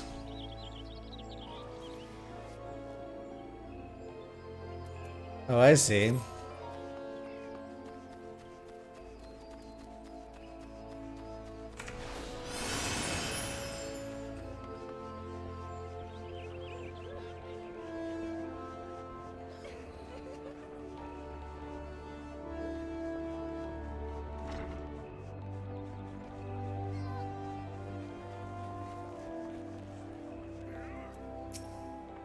When it was Spanky, for my part, the Elder Seedseer was most amenable to our requirements. A former wood whaler and a seasoned adventurer? Our company will not lack for variety, that much is certain. An interesting harvest, indeed. Shall we strike into Oda whilst the iron is hot? Let us meet at the Royal Promenade and endeavor to conclude our remaining business. Our journey draws to a close.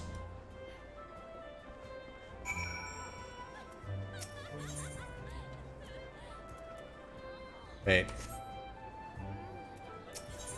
What is that for?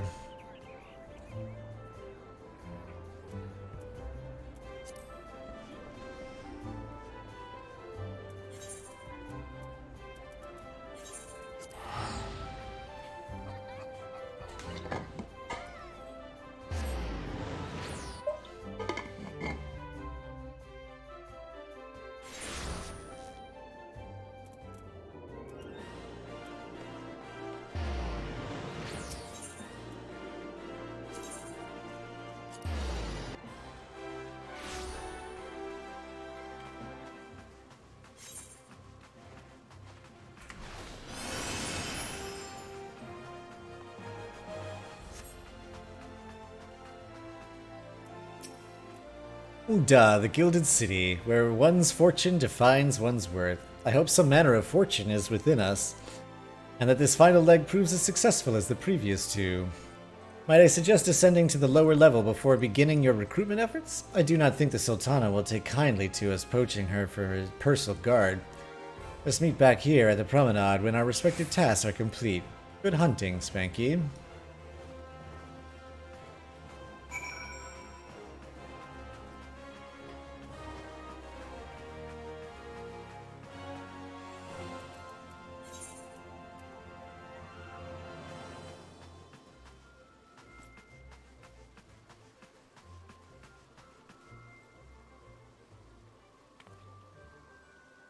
Sapphire Avenue Exchange, Onyx Lane?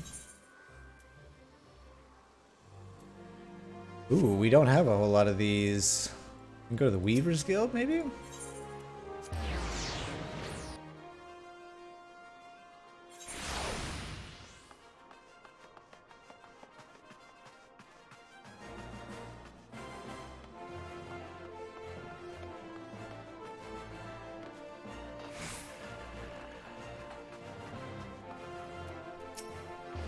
I'm sorry, you wish to recruit me? Is this some new fashion manner of propositioning a lady? Well, I'm afraid you're wasting your time. This lady is already spoken for. Good day to you, sir.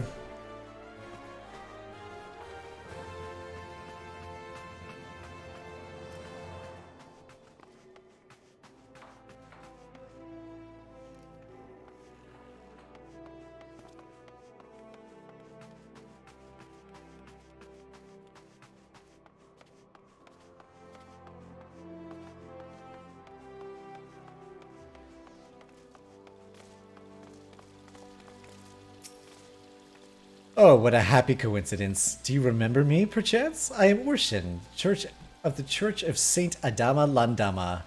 Thank you again for your timely rescue. I must also thank you for preventing that fraudulent priest from preying on dry bones less fortunate. Most upsetting business. Are you here with your companion, Thancred, wasn't it? Ah, 'tis new companions you seek then. Your proposed organization sounds a powerful force for good, but my place is at the church with the children. Nevertheless, I wish you well with this undertaking.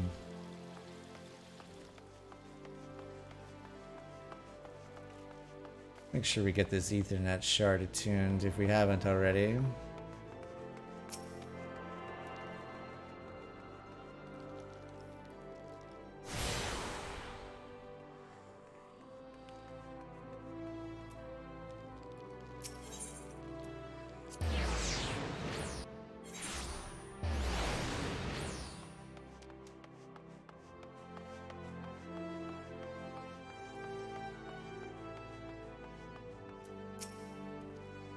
Wait, you're the man who came to Little Alamigo looking for that masked devil.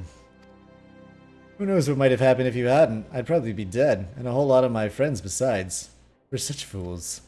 Any road, that disaster really got me to thinking about our homeland and about the outsider who saved us from ourselves. I realized how easily I'd been manipulated and vowed to make of myself a more worldly man. So here I am, a new company of champions, and you say it will take me to all corners of the realm? Sounds exactly like the kind of opportunity I need. Don't worry, I'm not the same stripling you met in Little Alamigo. I've prepared myself to fight the evil I know is out there.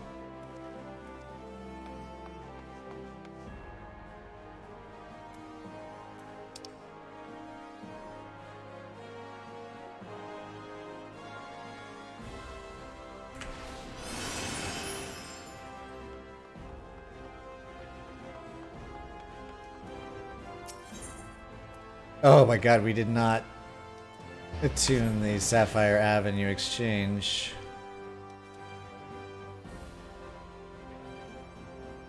Let's go to the Weavers Guild.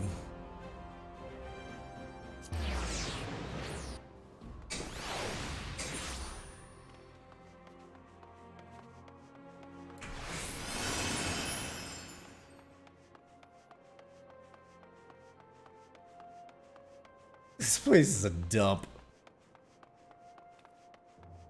Oh, let's get this Ethernet first and then we'll come back.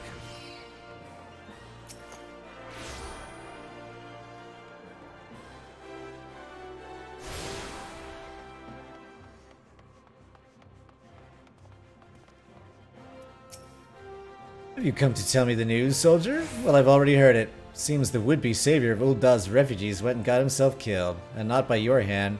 He was just as much a pawn as the hapless cast-offs he sought to deceive. Oh, that's not why you're here?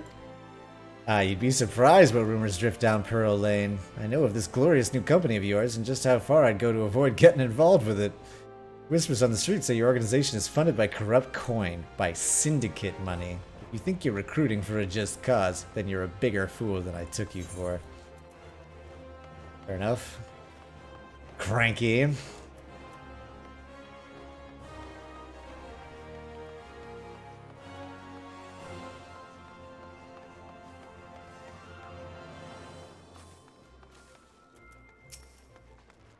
A company that looks to cure the ills of the realm entire? Listen, friend, I can scarce bear the complaints of the next stall over, let alone the conundrums of a neighboring nation. Very well.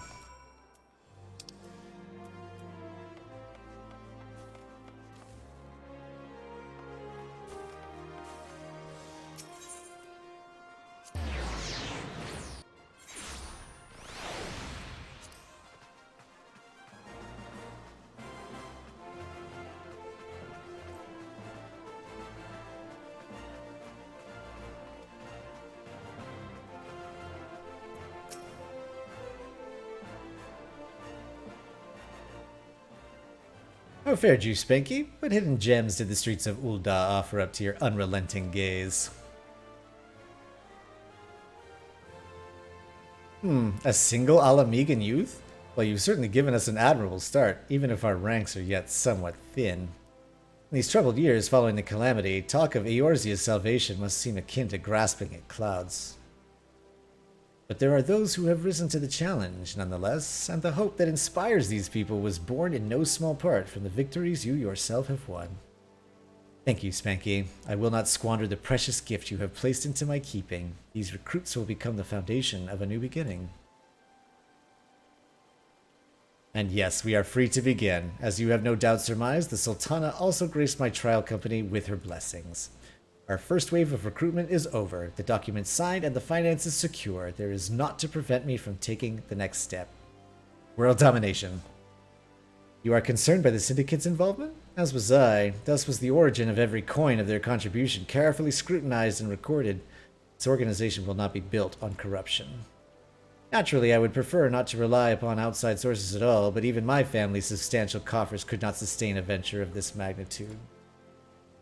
And as for the rumors and doubts surrounding this enterprise, well, such things shall plague us until the company has had a chance to prove its worth. It will not be an easy process, but we will earn people's trust one success at a time.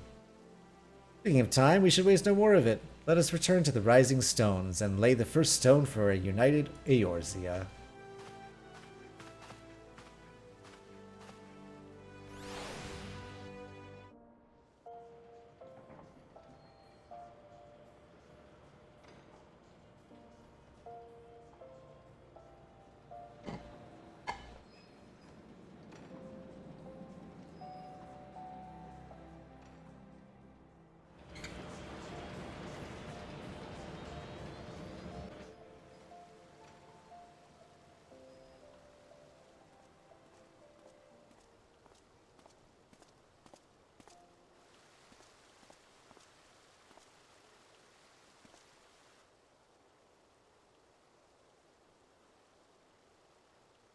Tell me, General, what think you of Alfino's bold endeavor?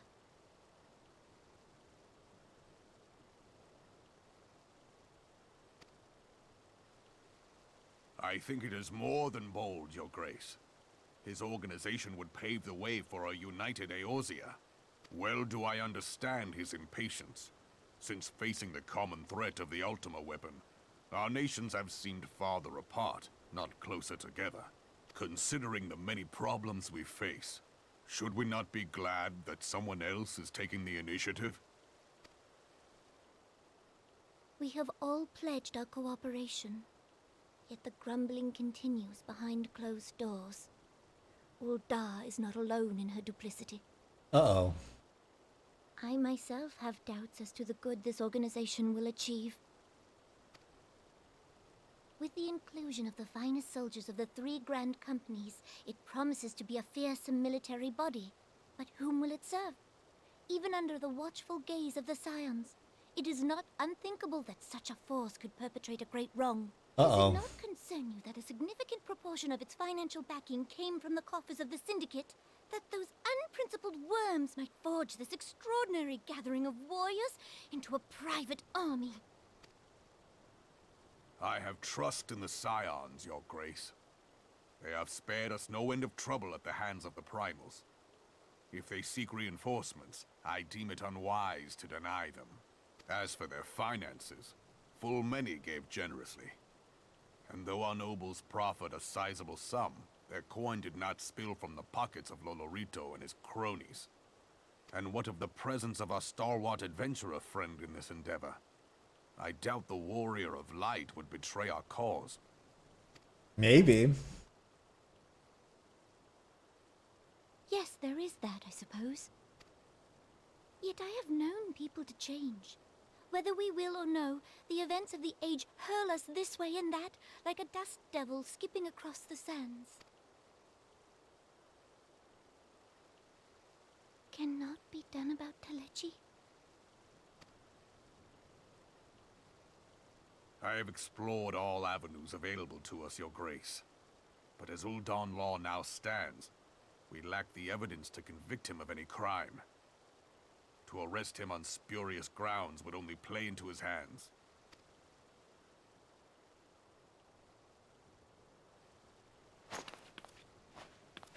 He has all but committed treason, and yet we can do nothing?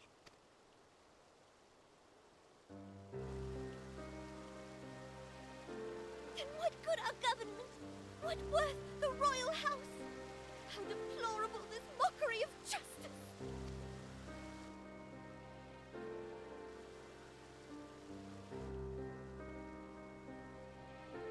Oh.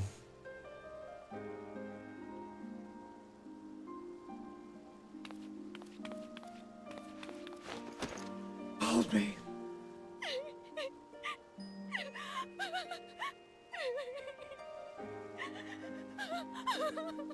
Have faith, Your Grace. It is not over. And so the Prince of Ul'Dah was conceived, right by the fountain.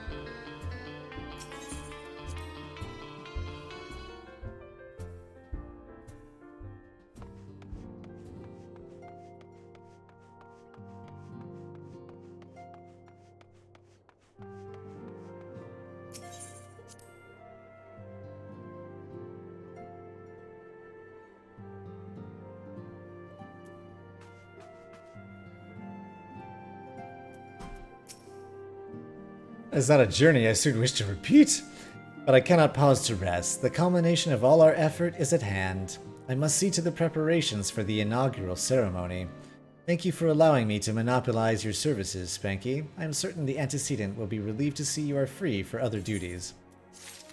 No rest for the wicked.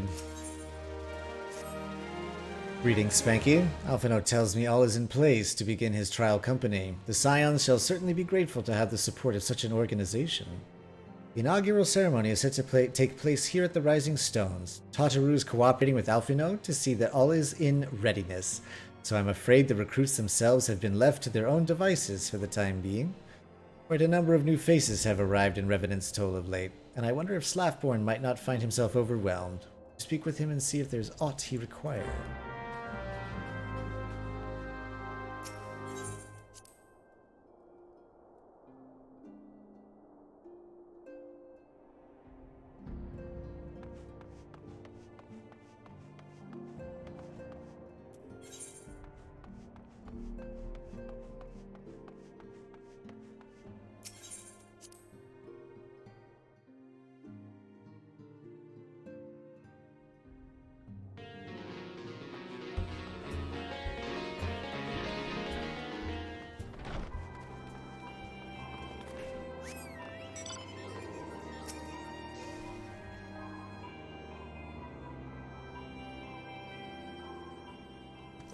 What can I do for you, Spanky? I thought you have your hands full helping out with this new arm of the Scions.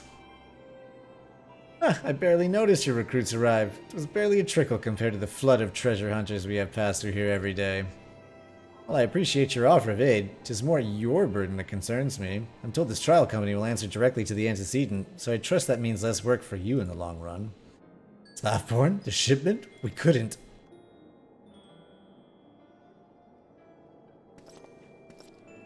God's woman, what befell? We were bringing a shipment to Revenant's Toll, provisions earmarked for the frontier effort. But just as we sought to cross over into Mordona, we were set upon by brigands. I believe they may have been heretics. There were many, too many. We only escaped with our lives by abandoning the supplies. Pray forgive us. There's not to forgive. Provisions can be replaced, but smart soldiers are hard to find. Take your rest and I'll have someone along to tend to those wounds. What to do? Heretics are involved, and this is like to be more of a case of simple thievery. Ishgard will need to be informed. Whence did these supplies originate? House Fortom. We collected the provisions from Camp Dragonhead proper. Understood. I shall see they are apprised at this development. Spanky, were you not on good terms with the Knights of House Fortom? I will be sending them a missive immediately, of course, but I would also have you travel there and offer your considerable talents. Yes, I realize I contradict my earlier hopes to lighten your load, but I need someone who can help bring this incident to a satisfactory conclusion. Our favorable relations with Ishgard are far too important to risk half measures. Thank you for your understanding. I am certain Lord Horsefant will be glad of your existence. And existence. We haven't seen him in a while.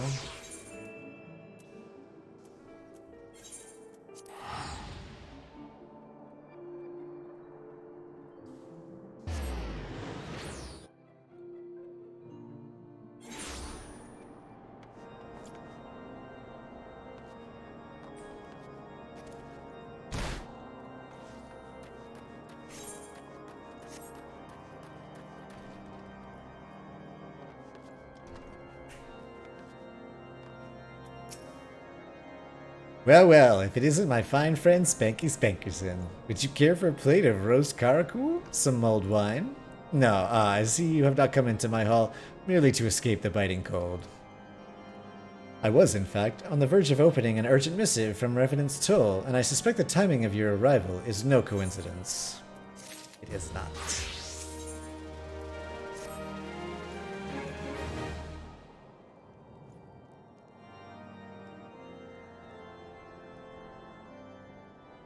The incident with the new frontier hands? No, you need not elaborate. I have been following their progress with no small amount of interest. Brave men and women all. They do our nation a great service. The existence of a fortified outpost in Mordona will do much to dissuade the Empire from trespassing on Kurth's soil. Right glad am I that you have chosen to lend your support to this endeavor. Never let it be said that House Fortom does not acknowledge the efforts of her allies, or her debts. 'Twas in the spirit of gratitude that I arranged for sundry supplies to be delivered to Revenant's Toll. That the shipment should chance to be waylaid by heretics is poor fortune indeed. Poor fortune, I say, yet not without precedent.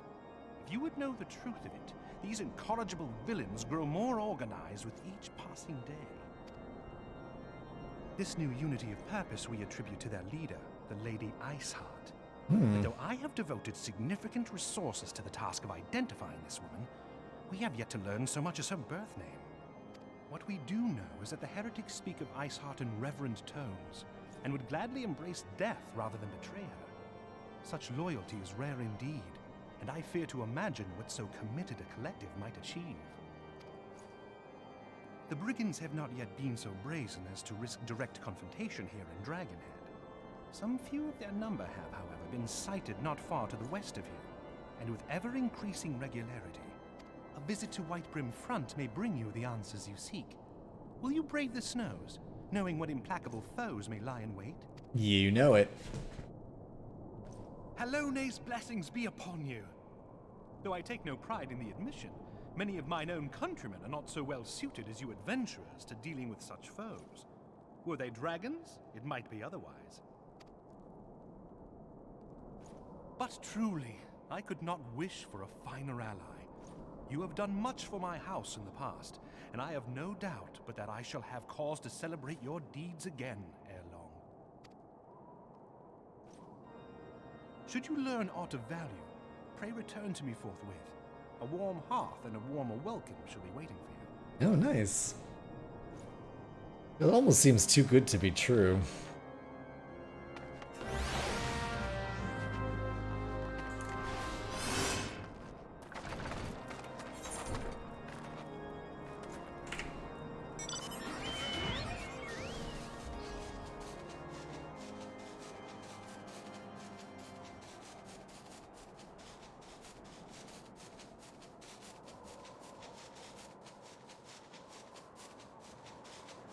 Hey, what's up, B90? How you doing?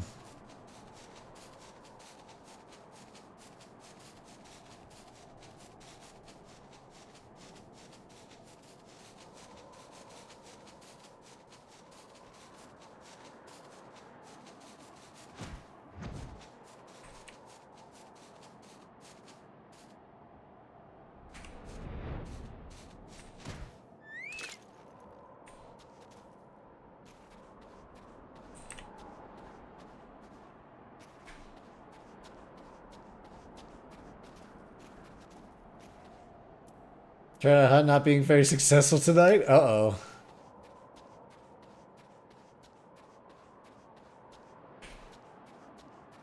Tough competition. I guess we gotta go in here.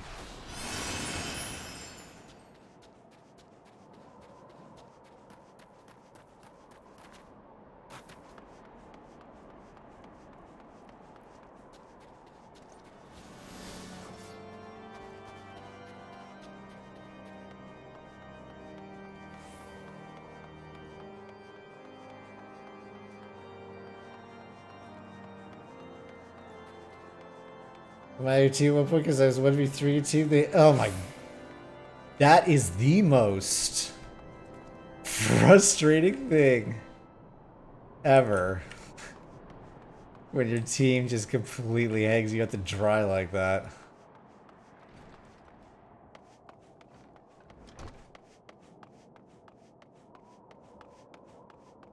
I don't think I'm in the right spot for whatever I'm looking for.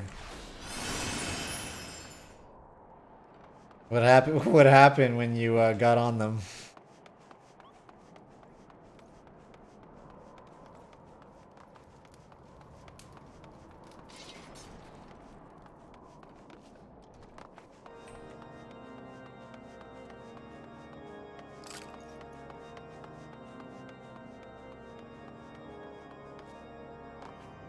That's because you would have been shot? Oh no.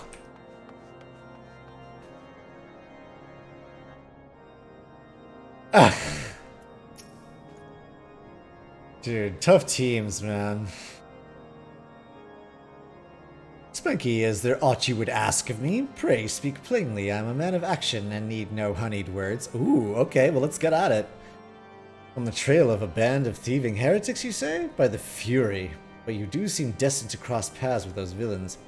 Must confess, then, 'tis a sad truth that the wilds hereabouts have indeed grown thick with their number. They strike swiftly without warning and are canny enough to evade our most able trackers. It is not merely their newfound organization that confounds us. The heretics themselves seem somehow changed. I know not what matter of influence this Iceheart wields, but the men we face seem utterly lost in the grip of righteous fervor. It is an unsettling and unnatural zeal. Perhaps you would care to question one of their recent victims. As fate would have it, your arrival came moments after a trader was waylaid on the road. A patrol found the unfortunate fellow lying senseless in the snow and carried him to our infirmary. Assuming he has regained the use of his faculties, the merchant might recall some small detail that could aid you in your task. You felt bad I had to talk about my daughter, so took a second away to talk to her, came back. You were alive with the enemies. Oh, well, hey!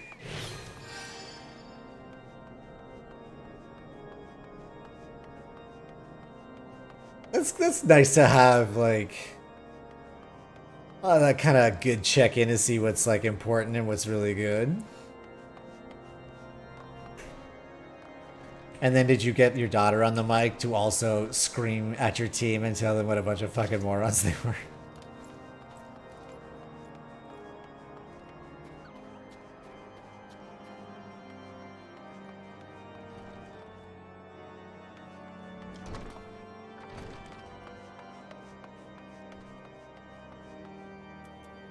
Mistreated merchant. Tell you what happened? Well, yes, of course. I'm quite recovered enough for that. Anything to help catch those cowardly black arts. I was traveling my usual route to White Brim Front when a sudden blow sent me reeling. The next thing I knew, I was on the ground and several heretics were rifling through my cargo. Arms, armor, crystals, they were taking everything. It was then that one of them noticed my bleary gaze and stalked over to better acquaint my head with his mace. Before darkness claimed me, however, I distinctly heard the words, "Return to Snowcloak." I dare say that is where they were hauling my goods, but you'll not catch me rushing off in pursuit. They tell me it was a miracle I survived it all, and I'll not trust my thick skull to save me a second time. Oh hey, it took me dying for you guys to do something?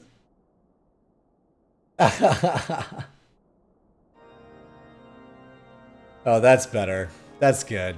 I'm glad to hear that it's improving. FF is good, man. I believe we are getting close to starting the next expansion, which I am told is like eons and eons better than the first piece. So I'm curious to get there. I'm excited about it.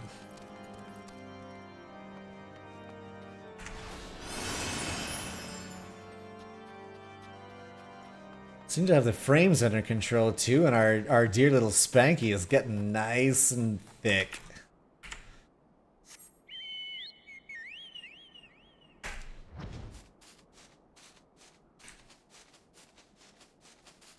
Yeah, I am enjoying this one. I know I said I was a little mixed before, but it is getting, the story is getting very compelling right now. Get off that.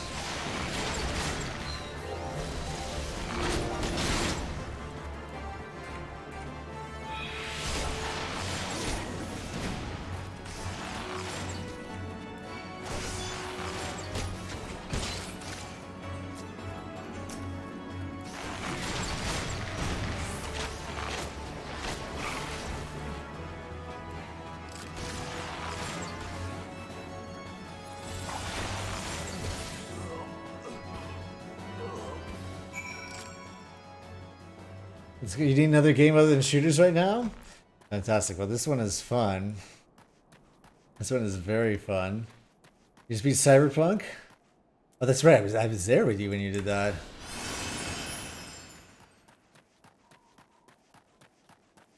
This game is really fun. This game is really fun.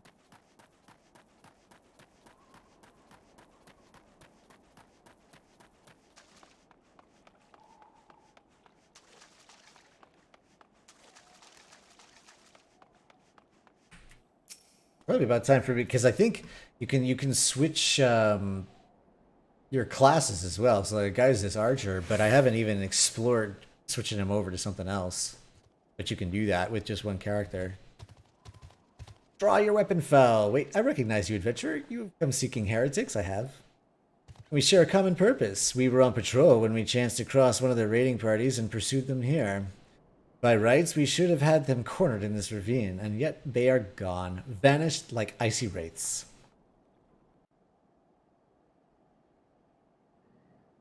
Oh shit.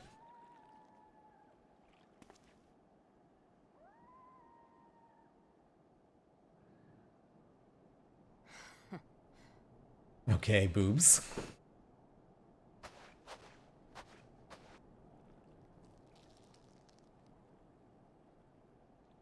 Did you finish all of Cyberpunk, or did you just take one track?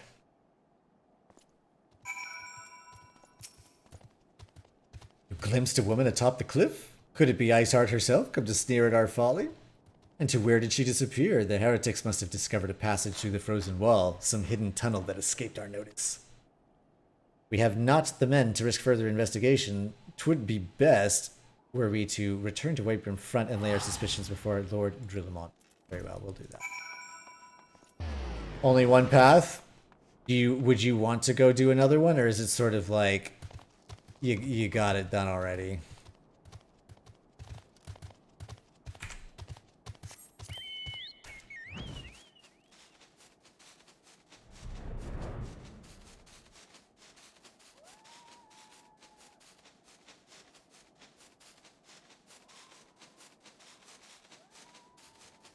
Yeah, just not see. I get it. Get it. I mean, how long did it take you to finish the first path?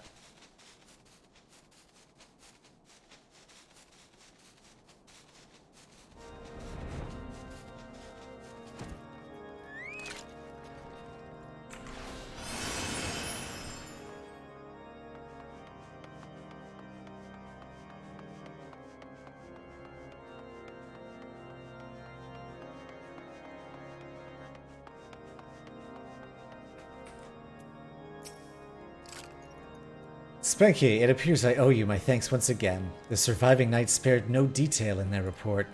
The men you found out near Snowcloak were some of my finest. That they should be bested so handily, I fear I woefully underestimated the threat the heretics pose. Well, I understand you might balk at the notion. I must ask that you put aside your mission and consider the stolen provisions lost to us for now. It would be ill-advised to plunder unprepared into what may very well be the very lair of our enemy. Pray return to Dragonhead and inform Lord Horchefont of your discoveries. He will wish to plan contingencies of his own. As for Iceheart and her fanatics, the freezing heights of Snowcloak will not shield them from our justice for long. Let's go see Horchefont.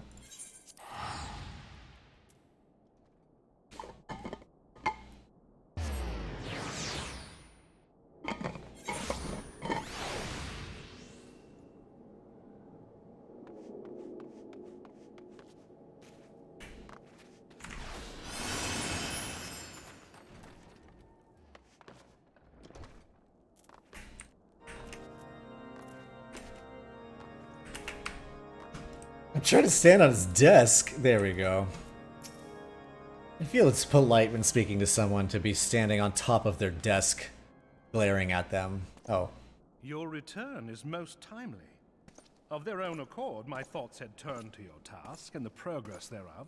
I confess, my imaginings tended toward the grim and bloody.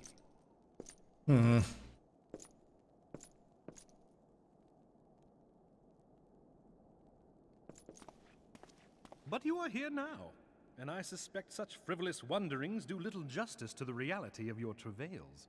Tell me, what did you learn of Iceheart?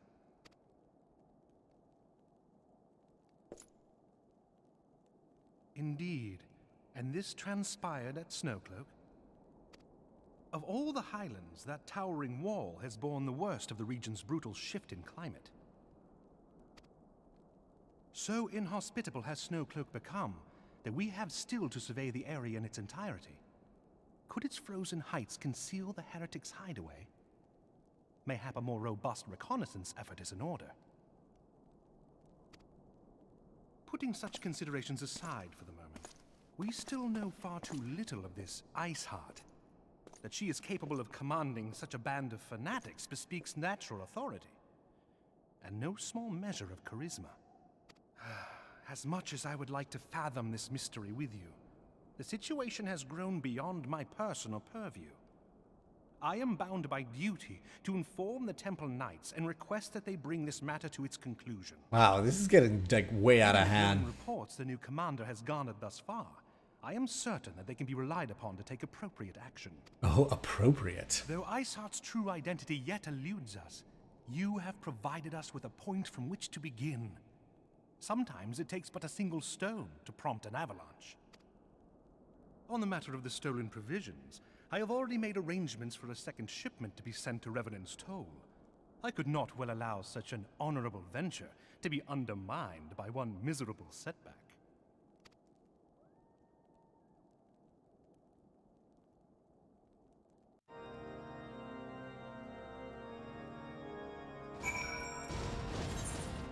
Alright.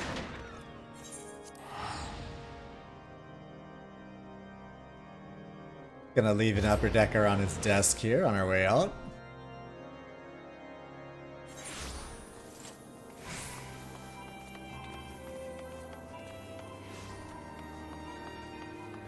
Oh, there he is.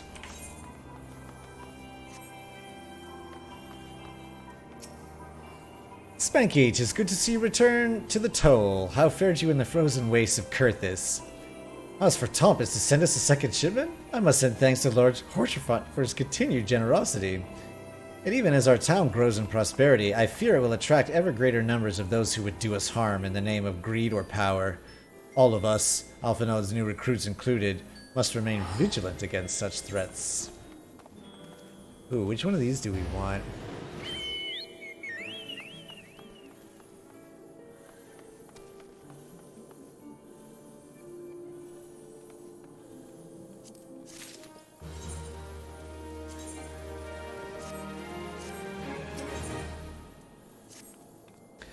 While you were away in Kurthis, preparations for the inaugural ceremony were all but completed, although Tataru does yet seem somewhat flustered.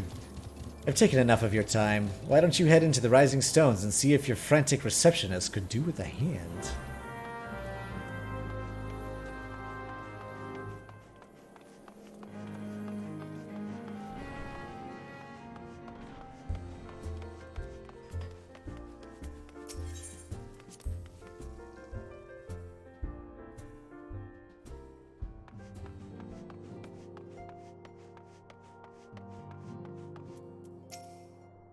These parchments need to be sorted. And these documents?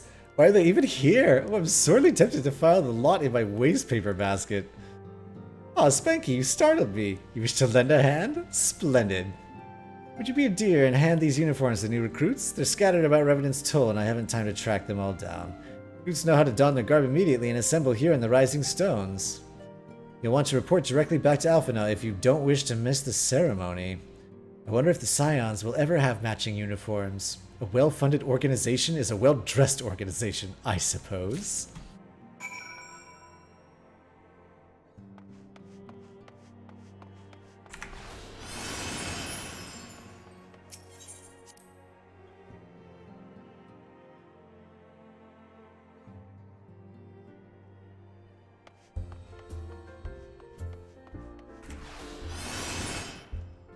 Oh, that's quite a mount. Those who believe this company will see no riches are short-sighted fools. The giving of oneself 'tis an investment in the future. Thus did I sign my name to the cause. Put on your uniform. Lend your individuality. These uniforms were a splendid idea. Once our organization has made a name for itself, there shall be wealth aplenty in selling replica costumes to the adoring masses.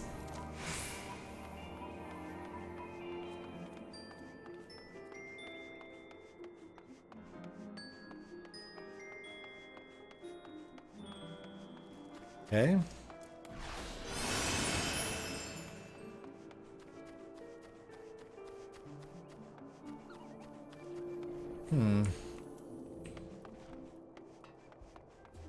No.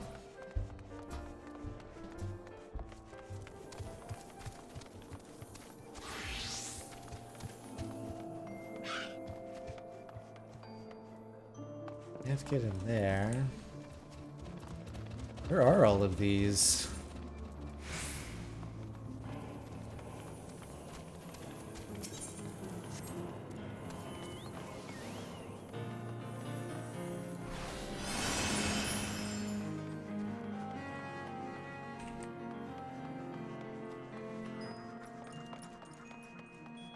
There we go. Hello there, lad. Looking for me, was you? I'd suggest giving a whistle, but I'm not sure as I'd hear it amongst all the bustle. Put on your uniform. Ooh, proper uniforms and all. This thing will cut off the blood to my head. Not to worry, though. I'm sure she'll be fine after making a few adjustments. You look marvelous.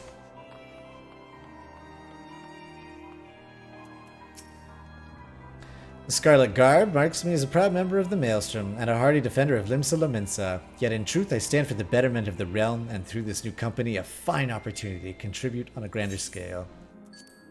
Great. One of us. Oh, now that's a striking shade of blue. Put alongside my Maelstrom uniform, my wardrobe was certainly not lack for color.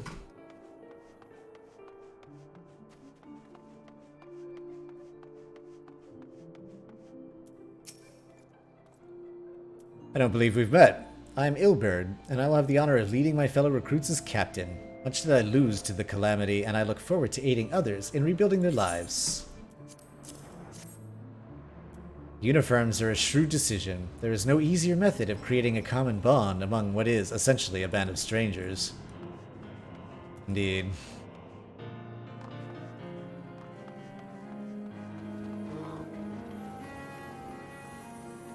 There's another one over here. Oh, he's up top. That's where he is.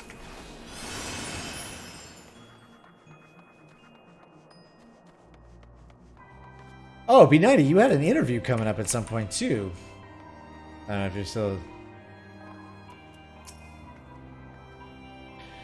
Isildur has at last retired from the adventurer's life. Though I shall miss his wisdom and irrepressible spirit, I'm excited to forge my own path forwards. Ah yes, the uniform. Thank you. Truth be told, the thought of pledging myself to such a lofty organization is somewhat intimidating.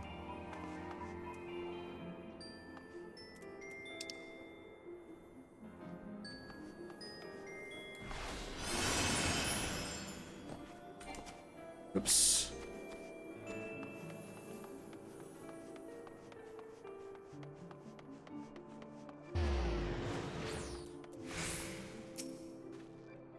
Little amigo could learn much from Revenant's Toll, that this town can be so alive in the midst of such desolation.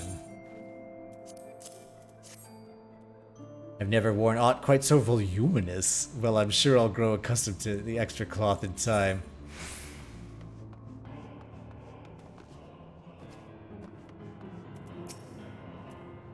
Spanky Spankerson? Gods, I did not expect to meet you strolling about town. The tales of your primal battles were what inspired me to come to Revenant's Toll.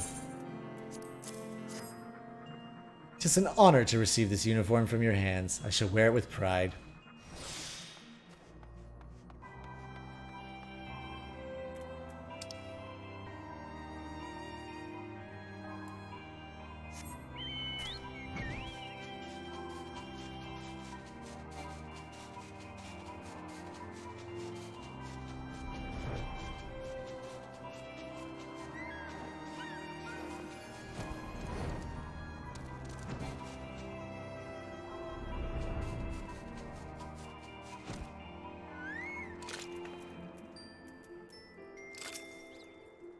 I thought it best to mimic my fellows here, but I admit I have no idea what we're supposed to be doing.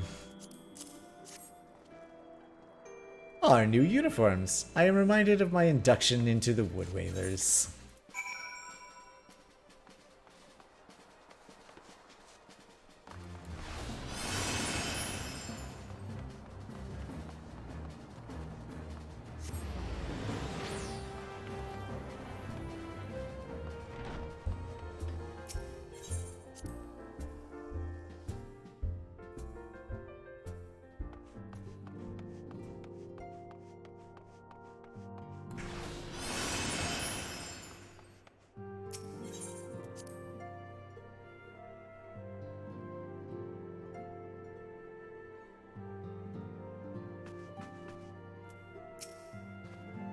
Yes, Spanky? Tatar mentioned you were handing out the new uniforms. I assume you've now met the rest of the recruits. Some few answered the call to arms I put forth through the established grand companies and such. We are not yet an army, but there is much a small corps of elite warriors can achieve. Did I mention I'd thought of a name for the company? 'Tis my hope that it shall soon be known across the breadth of Eorzea. Please tell me it's called the Spankies. The moment of truth draws near, Spanky. The last recruits have gathered, shall make the official announcement.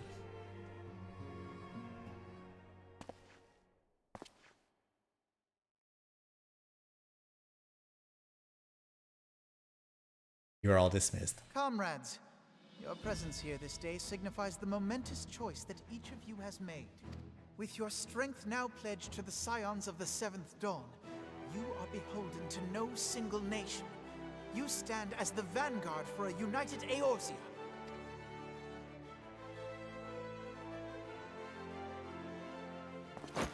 From this moment forth, I declare you Crystal Braves. Let us mend this fractured realm and face our enemies as one. Crystal Braves? I wonder if he focus grouped that before he announced it. Whether it be the Beastmen and their primals, or the conflict in Carteneau, it is plain that the nations of Eorzea cannot solve the problems which plague the realm. Thus does it fall to some few heroic souls to succeed where they have failed. Come, take your place at the Scion's side as guardians of Eorzea, and together we shall fight for the freedom of all! For the freedom of all!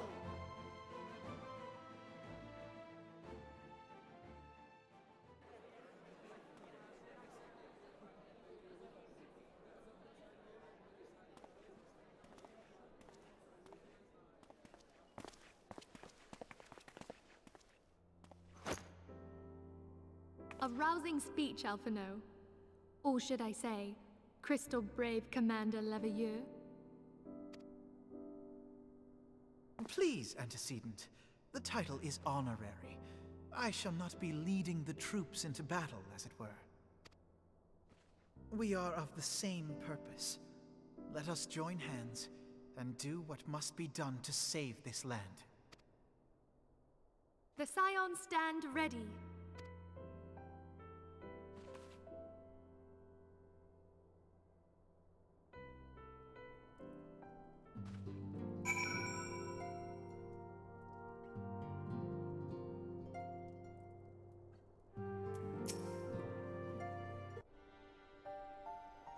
I'm eager to see what the Crystal Braves might accomplish. This shall prove an interesting time indeed for the Scions.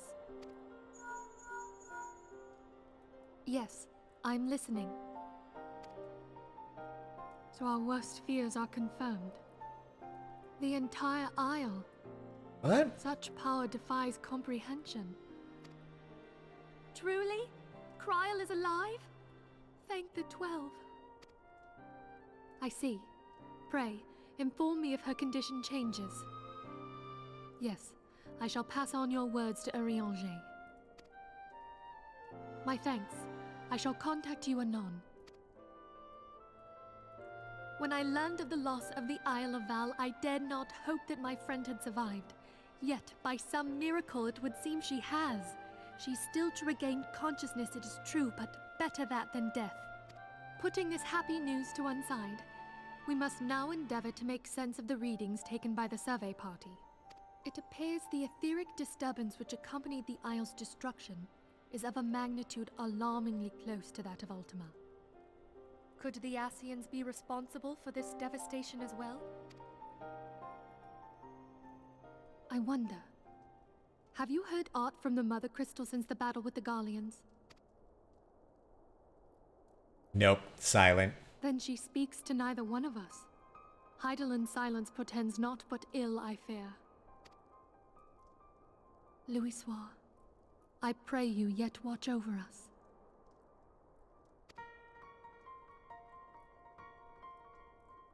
Ooh, we got Ascian music.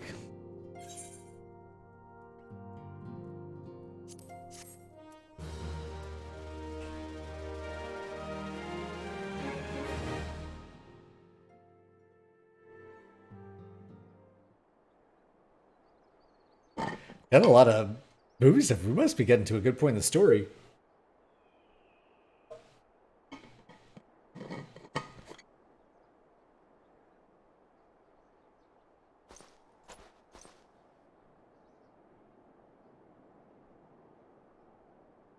Very good. See that the provisions are prepared for transport. Let us hope the shipment is spared the fate of the last.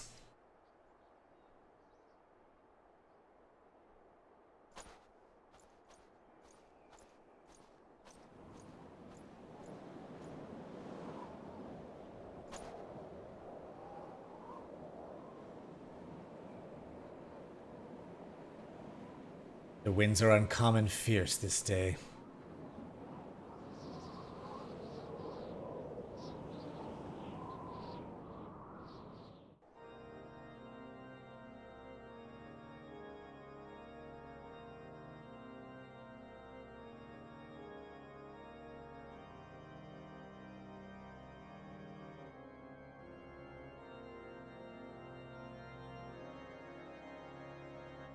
Who's this dude?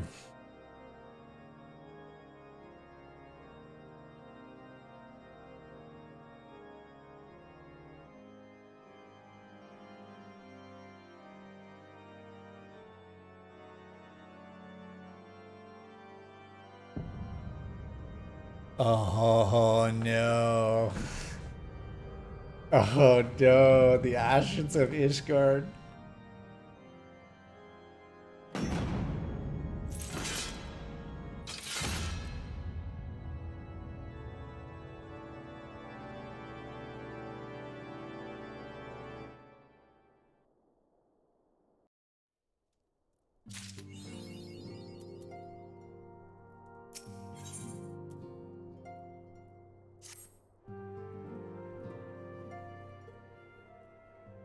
Try as I might, I cannot shake a creeping sense of dark foreboding, but it avails us not to fret about the unknown. We must concentrate instead on the problems of the present. The primals have been relatively quiet of late, and the beast tribes who summon them are under constant surveillance by the grand companies. Should any suspicious activity be afoot, you may be certain we will hear of it. And until such time as a permanent solution to the primal problem has been found, we can do little but wait and observe. As for the Ashians, Eorzea is wholly dedicated to finding the means by which we may defeat the dark beings. Let's pray for good tidings on that front. But all of this you knew already. Let us speak then of more current matters, in particular, the state of the Crystal Braves. Alphino did well to found the organization, but ensuring its smooth operation is another matter entirely. Though I doubt not that he is doing his best, I felt that a helping hand or two would not go astray. To this end, I offered to send one of the Archons to assist him, but he declined. You know how he can be, independent to a fault, but singularly loath to accept help. Save, of course, when that help comes from you. Alphino has entrusted countless matters of import to your care in the past. I believe he would not hesitate to do so again, for you to offer. I'd be most grateful if you would go to him and support him in whatever manner you are able.